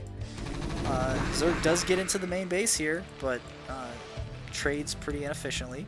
Valkyrie, dude, honestly, can I just say, like, the Valkyrie control by Cider is so cool, like the way that they're able to get them to like fan out and then group back up to like cover the whole map is just really good. Like the Valkyrie movement is just really fun to watch. Also, all these Overlords are super dead, so there's another 3. All right, we gotta check. We have 2, 3, 6, 9, I think 12. 12 dead Overlords throughout this whole game. Like, at what point, like, NoobyNevie just needs to build spore colonies, right? Like, the Hydras are not doing it. It's crazy. Like, it's literally just, like, Cider playing with their food at this point. The physics lab is on the way. And so, we're gonna see, you know, the stage 3 of this plan, which is, battle cruisers. Stage 1, so usually it's stage 1, you build up. Stage 1.5, you get the Valkyries out. Stage 2 is when you start moving out with the mech to try to do push pressure. But because the Valkyries are just getting so much damage done, he doesn't even need to move out to pressure. And so instead, he's just going to be like, okay, just go straight to stage 3, which is getting battle cruisers, double producing battle cruisers, and then just winning the game off of that. So we do have Overlords. We finally have some Overlords. We no longer have Overlords. He's building a sunken colony.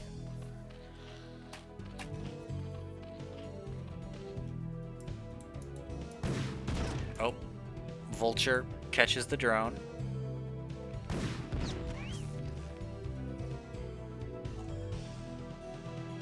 No! Feels Bad Jr. The final Overlord down to 4 supply. 0 Overlords for the Zerg player. 30 to 130. Yeah, that's not good.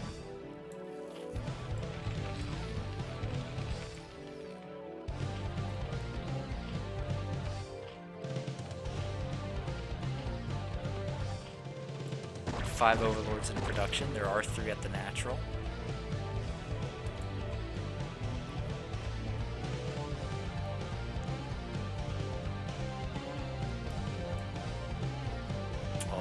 Okay, so NoobyNevie finally, oh no, they spawned in the main, immediately died, down to 44, but we do have some in the natural that are not yet caught. Yeah, Cider moving out with the mech, and with the battle cruisers reinforcement right on the way, there goes all those Overlords, and we're back down to 0 Overlords. Oh, what a game, what a game. God, I should play Terran.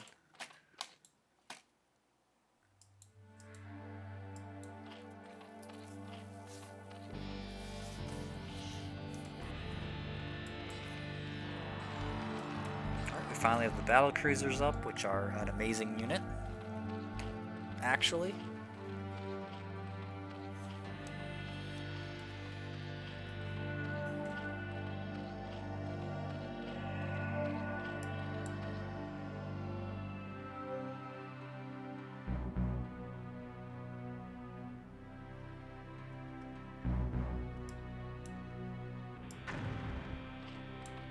I think we just nuked another set of Overlords. Oh! Dude, why even play any other race when you can just do this? And NoobyNevie loses the game. Alright, let's see what Game 2 has in store for our player. Oh, man. Dude, Cider... The Cider style, two-port Valkyrie, is just hilarious. Alright, this time we're on a 2-player map, Butter. So, you know, less likely, you know, 2-player map, it's a bit harder to do it because you have to be pretty secure. So we'll see how our Zerg player responds to doing this. To that playstyle that they got kind of crushed at, right? And so you kind of have to be in the mindset of like, how do you actually, what do you do? How do you play around that? And I don't know those answers because I play Protoss and I just make 2 gateways and I flip coins. That's why I like playing Protoss. I just get to flip coins and to see if I win. And it's like sometimes it works, sometimes it doesn't. I get to relax when I play. Unfortunately, we have a Terran, Slip It Insider, a blue Terran, representing 2 Fact, 2 Furious, and we have a Zerg, a red Zerg, playing for Let Us Attack. And, yeah, we're going to see what they're going to do.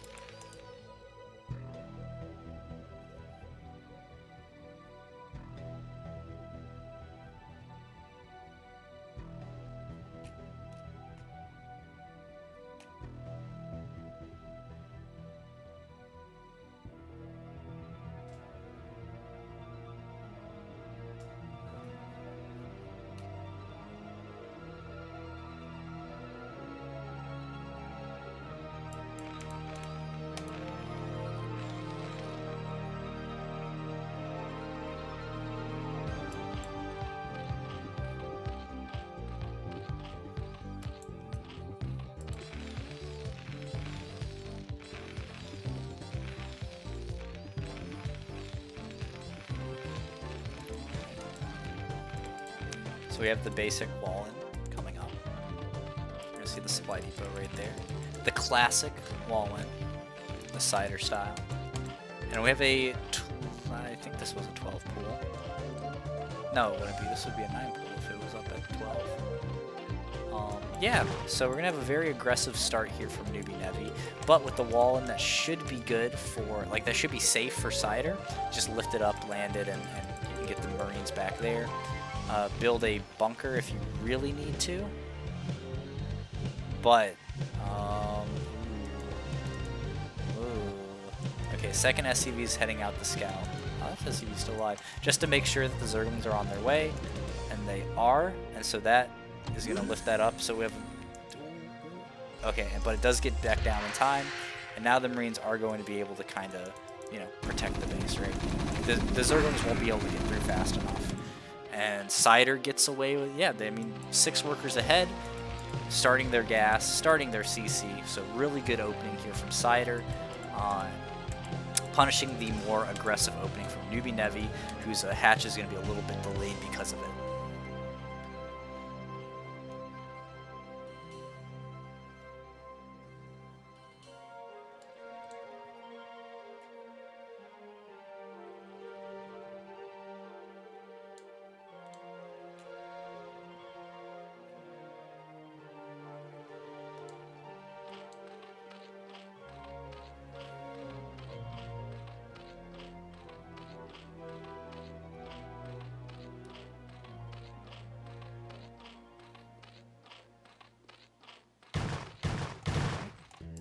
Scout SCV finally is going to get picked off, maybe, unless these, yep, it's not going to get picked off, as Cider continues to just build up their force. Yep, they're getting their expansion up well ahead of their opponent. 10 worker lead already. That's pretty huge, actually.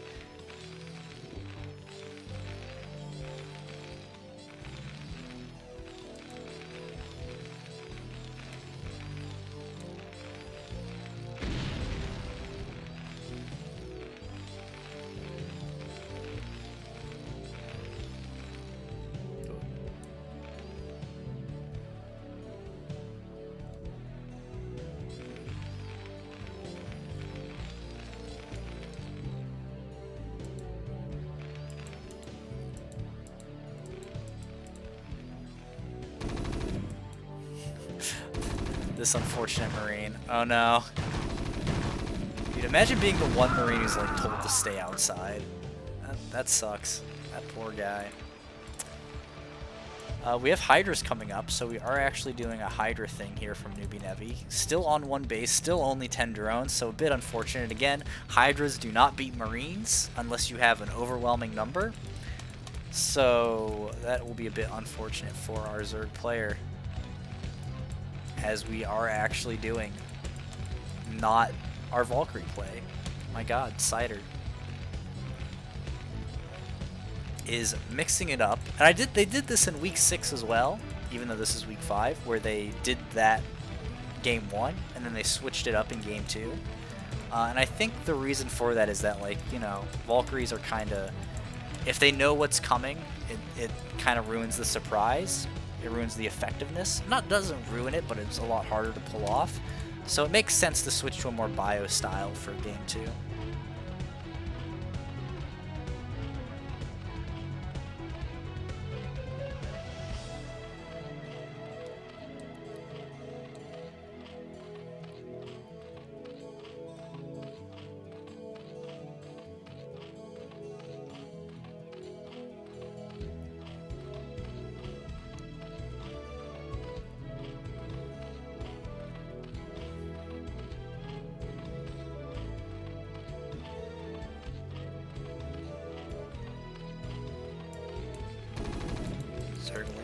Just patrolling outside the base.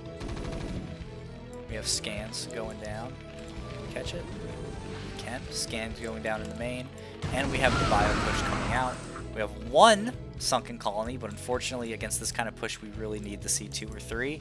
And that means that NoobyNevie is in a very unfortunate position here. Well, we have our second sunken going down. Maybe. They're halfway across the map.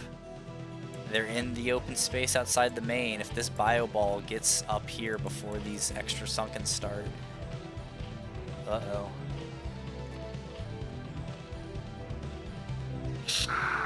And there's the push. Cider is coming in. Oh, maybe. Yeah, Cider's coming in. Firebats. Oh, actually, no. They are going to pull out. So Cider doesn't want to commit to this fight. They kind of are like, nope, let me back up. They're getting their range, they're getting their +1, they're just checking the Zerg base. The second creep colony does start, as well as the third one. So if they don't attack in now, they probably aren't going to be able to take this. And I mean like right now. Actually, they might not even have enough Marines to do it. They have a lot more Firebats. They actually have more Firebats than Marines, or one extra Marine. I don't know. But yeah, so it looks like this push won't actually be able to take the game, unfortunately. Also, that is a lot of extra bunkers. You don't need that. You don't need that many. Well, maybe you do. Oh, you see, yeah, because you see the Hydras, you assume lurkers, and it is lurkers, so having the extra bunkers does actually help. So never mind. I'm wrong. I don't play Terran.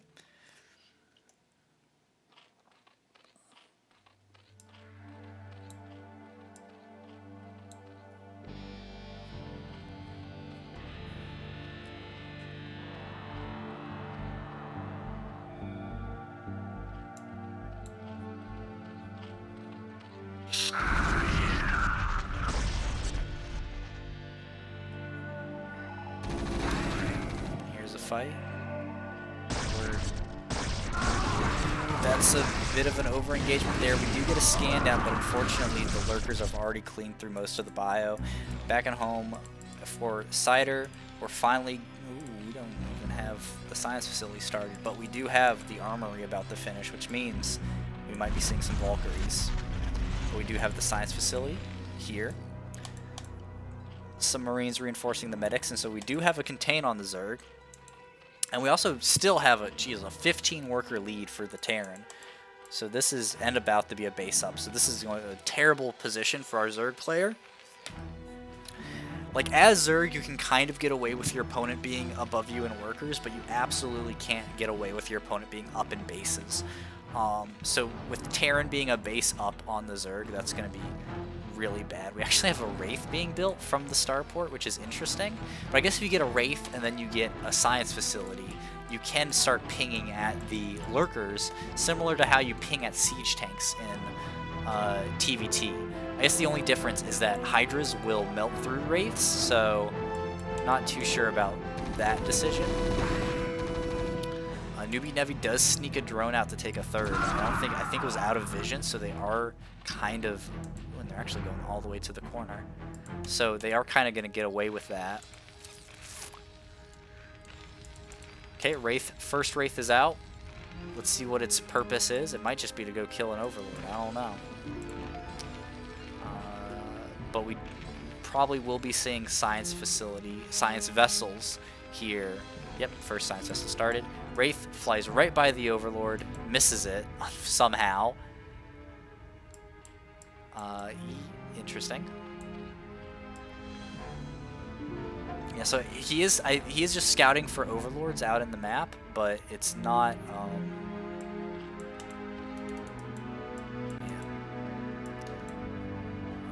Meanwhile,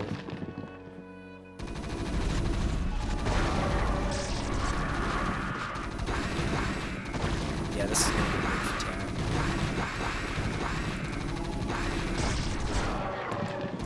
Wow, that was a crazy fight. That wasn't even a full control group of bio. Wait, was it? Yeah, that was only 10 bio units. Jesus, Marines are good. The Wraith is literally just zigzagging off this side of the map to try and catch any stray Overlords after it already flew past the one that is actually out. So, science vessel on the way. Once it gets here, I think Irradiate's been researched, although I'm not sure. I don't remember seeing it. But once you start irradiating lurkers, and you're in a good position. Rana Hive, Defiler Den coming out, so we will be seeing some Dark Swarm. And Dark Swarm is going to be what lets NoobyNevie kind of break out of their third. Now this Wraith is going to spot this third base, and that means that this third base is absolutely going to die, because there's no way for NoobyNevie to actually... No. The Wraith stops there? Are you kidding me? That's crazy. Okay, well, NoobyNevie gets pretty lucky with that. The Wraith isn't even scouting down to that base. As Cider is just reinforcing their bio army up front. 3 siege tanks. Oh, we are transitioning over into mech. So we have 3 machine shopped up factories ready to produce siege tanks. Again, 3 base Terran is pretty good, especially when it's against only a 2 base Zerg. 30 worker lead for the Terran, so Tasagi. Turns out having 30, I mean, damn. Terran's able, look at how much Terran is able to afford when they have 30 more workers than their opponent. Like, Imba race. Alright, so they are going to snipe out this third base. And with that, NoobyNevie is going to try to use this opportunity to at least get some positioning out in the middle of the map. No Defilers out yet. But we are moving over into battle cruiser production, which is kind of that Terran late game v Zerg, which is actually really good.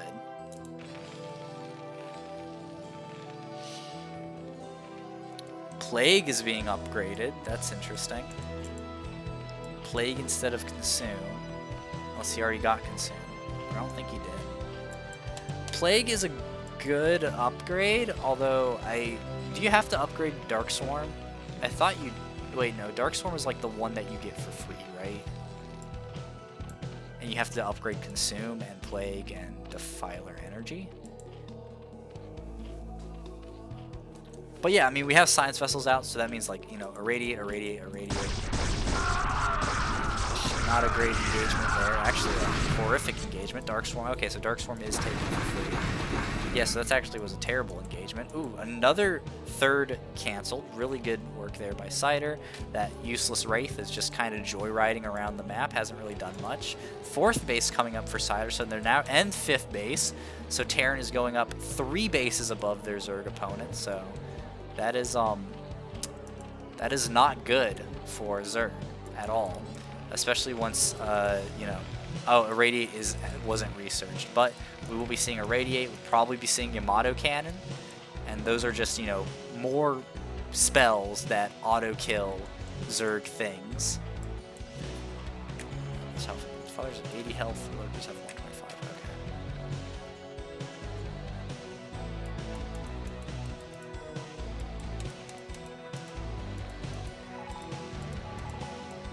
Scan's going down.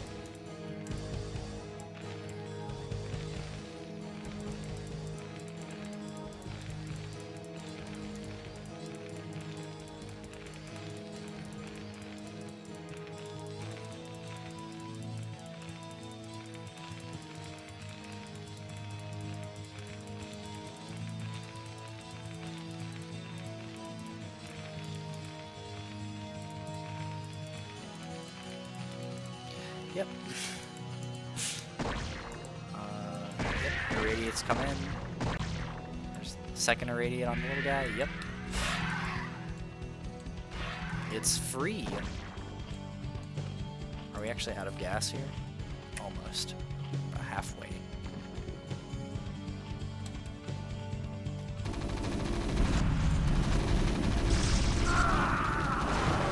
Okay.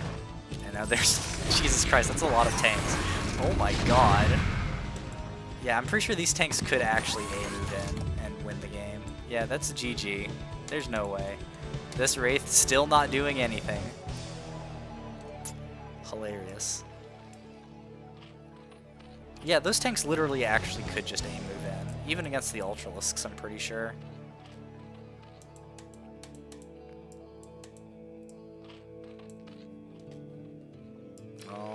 There's battle cruisers somewhere. I think one is already out. There it is. Yeah.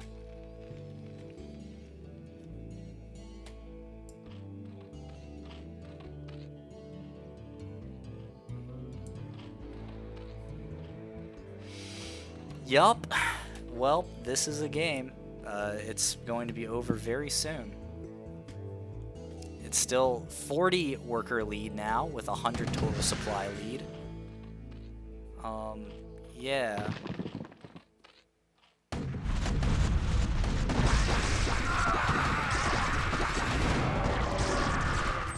Radiate onto the fire.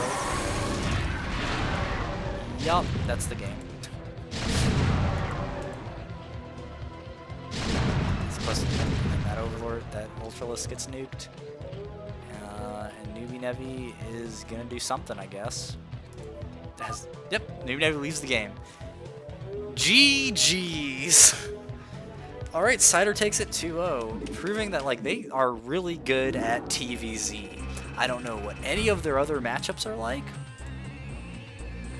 but at the very least, they're very good at this one specifically. Alright, let's see. Our next and final matchup is going to be magicbullet versus SHimmer Rev. Let's go ahead and load that up. Load those games up extremely quickly. Let's go, let's go, let's go, let's go, let's go. Alright, and I'm going to take a very 30 seconds. I'll be right back and start there.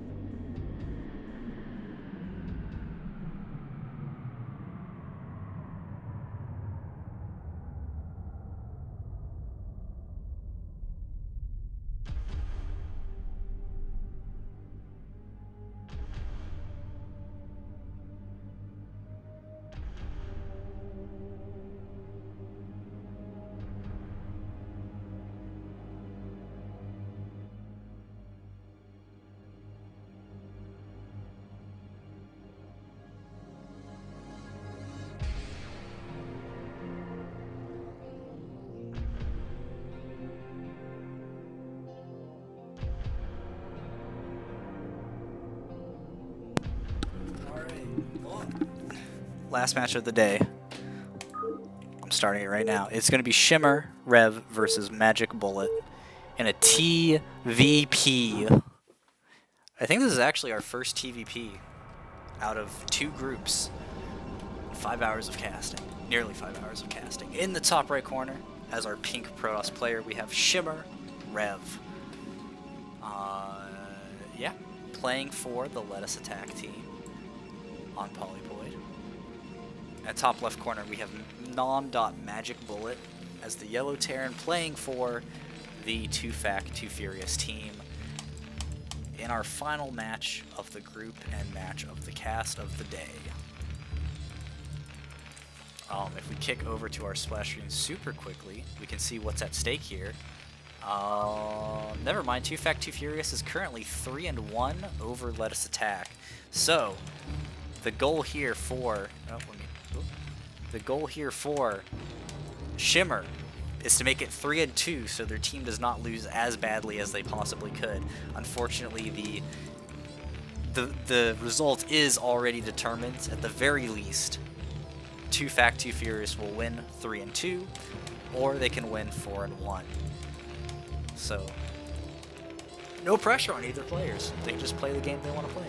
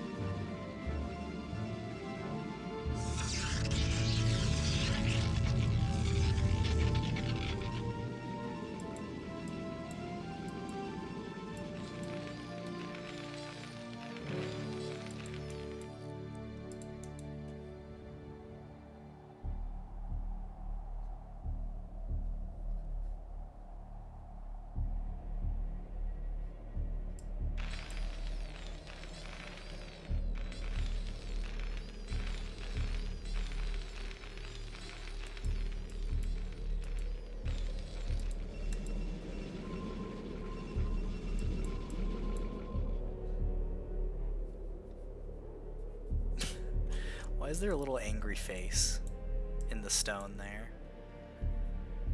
Why would they put a little angry face there?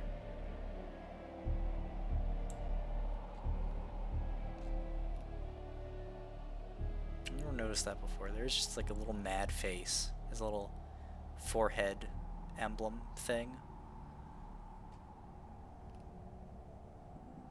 Anyways, I think a probe died. Yeah, probe died.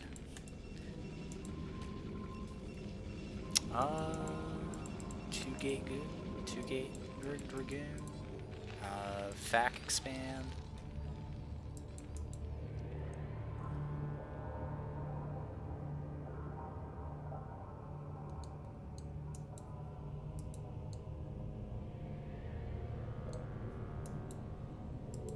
Double SCV scouting. That's a lot of SCV scouting. He's gonna find it up here. So, like, how paranoid do you get if you see that, right? Like, he made 2 Dragoons, so it's not like it's, like, the most aggressive thing, right? Because it's not like it's the fastest possible Dark Templar, right? Because he built 2 Dragoons. But you can't confirm there's range. You can't confirm what tech they might be going for, so... Well, I guess now you can, because the Dragoons are moving out, but... Oh, you see the SCV who runs.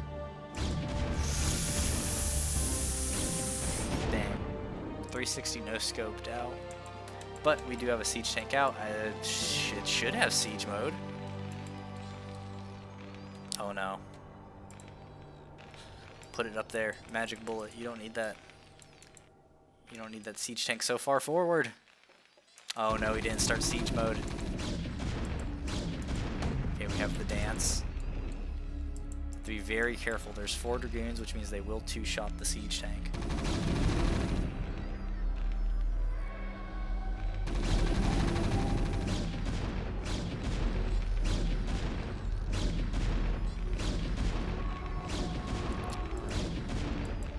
One shot. Okay, this is actually unfortunate.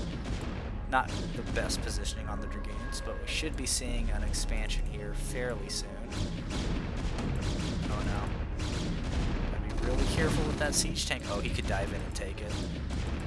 But he's choosing not to. Playing very carefully, very safe. We respect that. Siege mode just about to finish, as another tank is about to finish. Probably siege on the high ground, so even if they do grab that tank, they won't really be able to bust. With that, ooh, the tanks have been too far back, pulling a lot of SCVs to repair. But yeah, we're about to have this tank up here, and that will end this sort of pressure. Gets an enemy dragoon. That's really good. It's another dragoon. It's also very good. The bunker takes a lot of damage, but ultimately, you know, SHimmer starts their expansion. They're actually going to double expand from the looks of it, which is very smart behind this, I think. Like, you have plenty of dragoons, you're getting an observer out, so you'll be able to tell what your opponent's doing. And what Magic Bullet is doing is having one factory. So...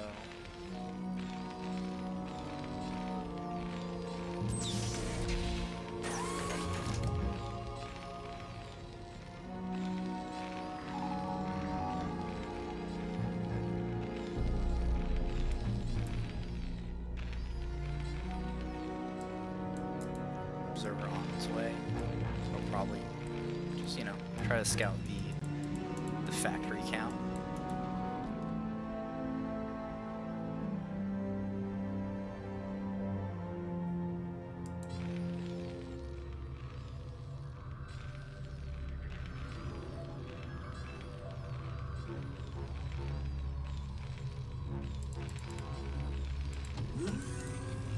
Nexus expansion going on. Worker counts are even, which is kind of surprising given how much faster Magic Bullet's command center was. And actually, yeah, Magic Bullet, their worker production has, you know, stalled a little bit, so SHimmer has a bit of an advantage there, right? So they're, you know, workers ahead. They'll still be kind of around the same place, but again, like if Magic Bullet stalls again like that, we could see this this difference in worker count magnify. Observer sitting just outside of that turret's range. Oh yeah, how would you even tell that it's there, right? You can make out the outline just barely, but like if you didn't know it was there, it's like, where's the observer in this image? It's right there, actually.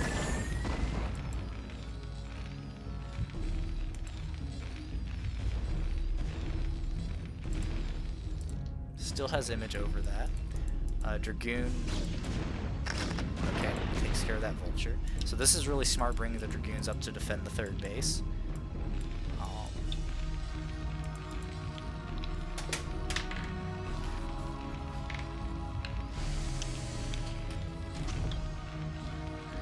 Yeah, and I guess, you know, Terran adds on factories while Protoss adds on gateways, and, you know, techs up a little bit. Gets their dragoon count as high as possible, and then switches over to making zealots. I think they're getting zealots a little early, but it's fine probably. But we are going to also want to see what their next step of their tech is. You know, they're going to want to start building towards arbiters or, you know, High Templar or something like that. You know, zealot speed is crucial for Protoss, so we do want to see that coming up. Scans coming down. Magic Bullet sees the third base. Sees it's not quite fully mining, but SHimmer does have about a 7 worker lead at this point. Is only building off of 2 nexuses. yeah, this is fine. Good work from both players. They sure are playing standard. This is how you play StarCraft. If you're in Tier 3, you can watch this game. You can probably be like, "Does your games look like this?" If they don't, they should. Because this is what this is about what super standard StarCraft would look like at this tier, I think. You know, like there's some mistakes here, there's some missed moments, there's, you know, some weirdness on the timings probably, but overall, this is probably pretty accurate to how you want to be playing. 2 Citadel of Adun started. Please tell me that's not real. It is. We have 2 Citadels. But there's only 1 upgrade. Oh my god.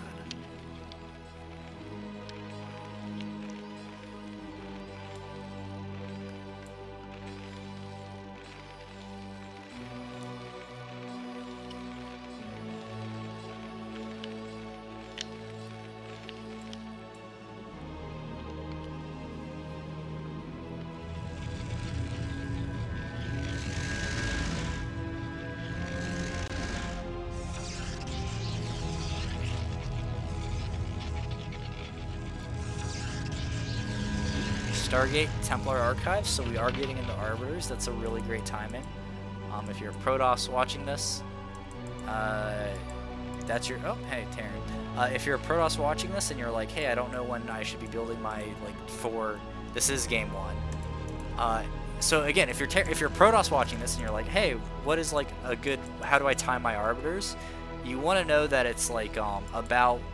You get Stargate at the same time you start Templar Archives, and that gives you a really good timing for when those buildings finish. You can immediately start Arbiter Tribunal. And we're also going to see if SHimmer knows how to research Arbiter upgrades. Because for Arbiter upgrades, you always, 100% all the time, you get Stasis first, and then you get Recall. There's no reason to not get them in that order.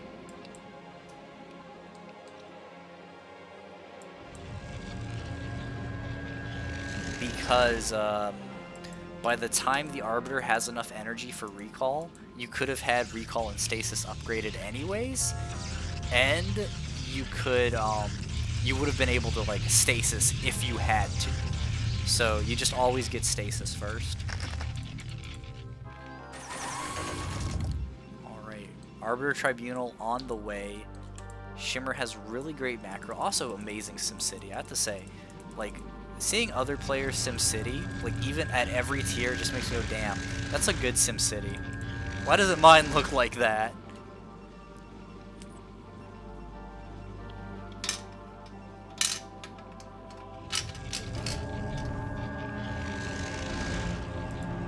Alright, Arbiter Tribunal finished. Let's see them start. We also have Storm started, which is very good. Storm is an amazing upgrade. You actually absolutely need Storm to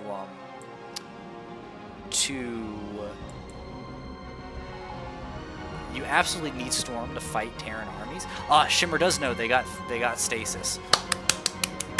A man of character, a man of class. Yeah, big probe transfer. Ooh, 4th base. Very good, very good. Extra gateways being added on. Very good, very good. SHimmer doing a great job here. You just gotta be careful, though, because Terran are sneaky in that all their units are OP. So, you have to be very careful about engaging it.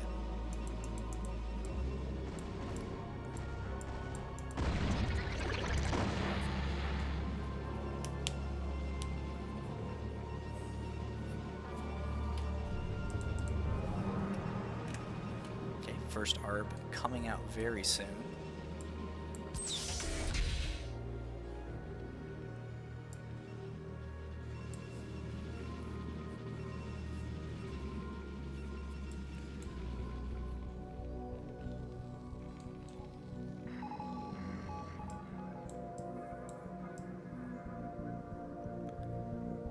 And here comes the big Terran push, the very scary Terran push.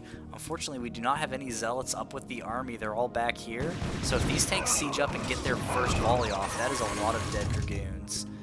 So Shimmer needs to pull the zealots. No, engage, run away. He's running away. Good. He's learned correctly from Monty Python.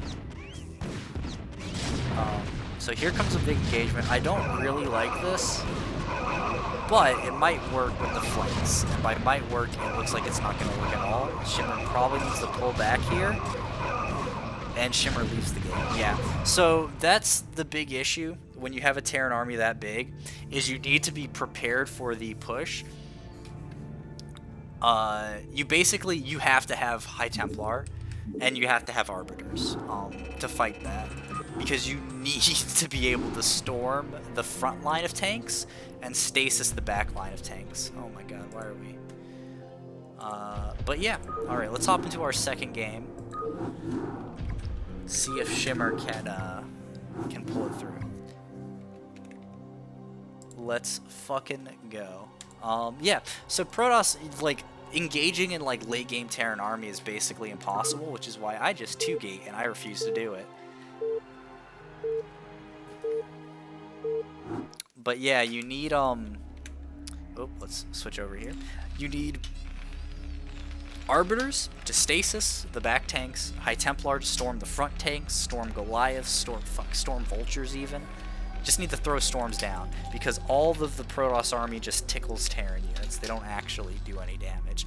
Alright, in our top right corner, we have magicbullet playing the Black Terran for 2-2 Furious on match point, looking to take a 4-1 victory home for their team. And in the bottom right corner, we have Shimmer Rev playing the pink Protoss for Let Us Attack, looking to, you know, even this match up so that they can go to game 3 and bring the 3-2 loss home. Peepo, notes for our games tomorrow, Scimo. Yeah, no, take those notes, huh? Shimmer going for the proxy gateway. Yeah. Good play there. I mean, this is good. The 9-9 proxy gates, even though that was technically an 8-9 gate. But, yeah. So the only problem with doing proxy gates is what magicbullet is doing right here, in that you can fully wall in your base with just a supply depot and a barracks, and the Marines will pop out on this side, and that basically means that you can't break it. Yep, see, magicbullet pops the SCV out the scout, while the other one comes in to finish the barracks. So this SCV is going to see that there is nothing here, and he'll probably just, you know, build Marines and camp outside here. He has his gas, so it's fine. Yeah, so this is just kind of the thing, though, right? Yeah, Butter's actually a terrible map to 9-9 gate on.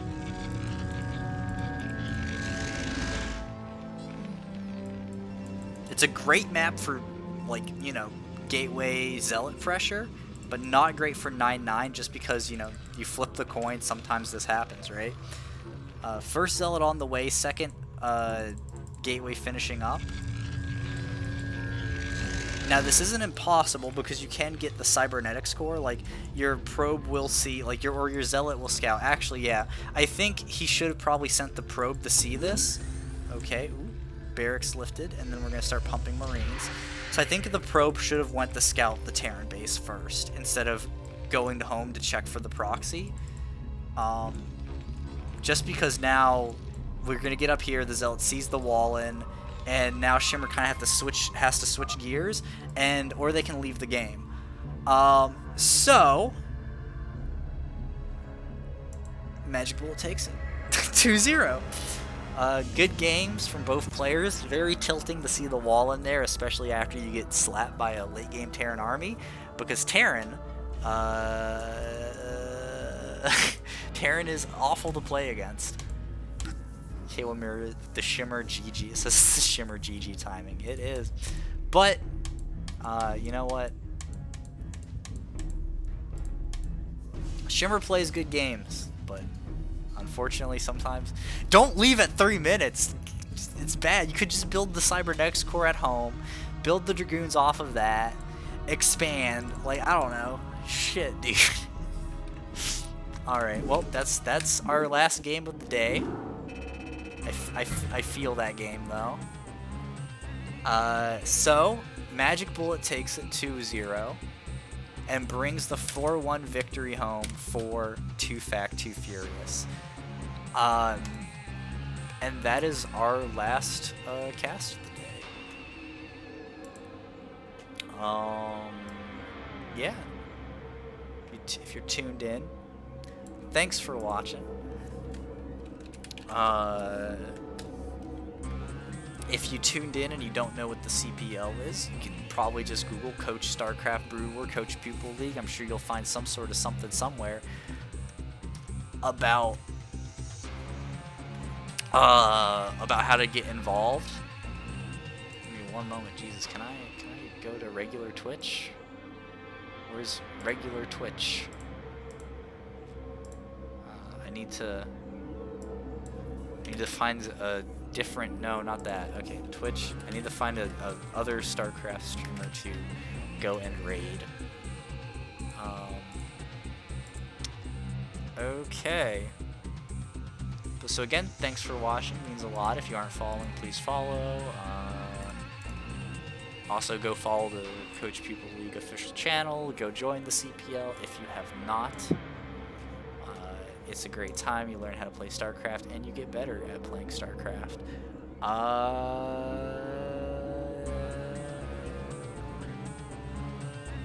Sure. We'll raid Zmaan, who is playing. I think they play Zerg. They're Zerg player, so I'll just throw it over there. Watch your stream from games so I can see all the games. Have a good one. All right. Slash raid Zmaan. Okay. And that's all we have for the day. Go ahead and cut off, do our end screen stuff. Do I have that set up? I do. Sick. Okay.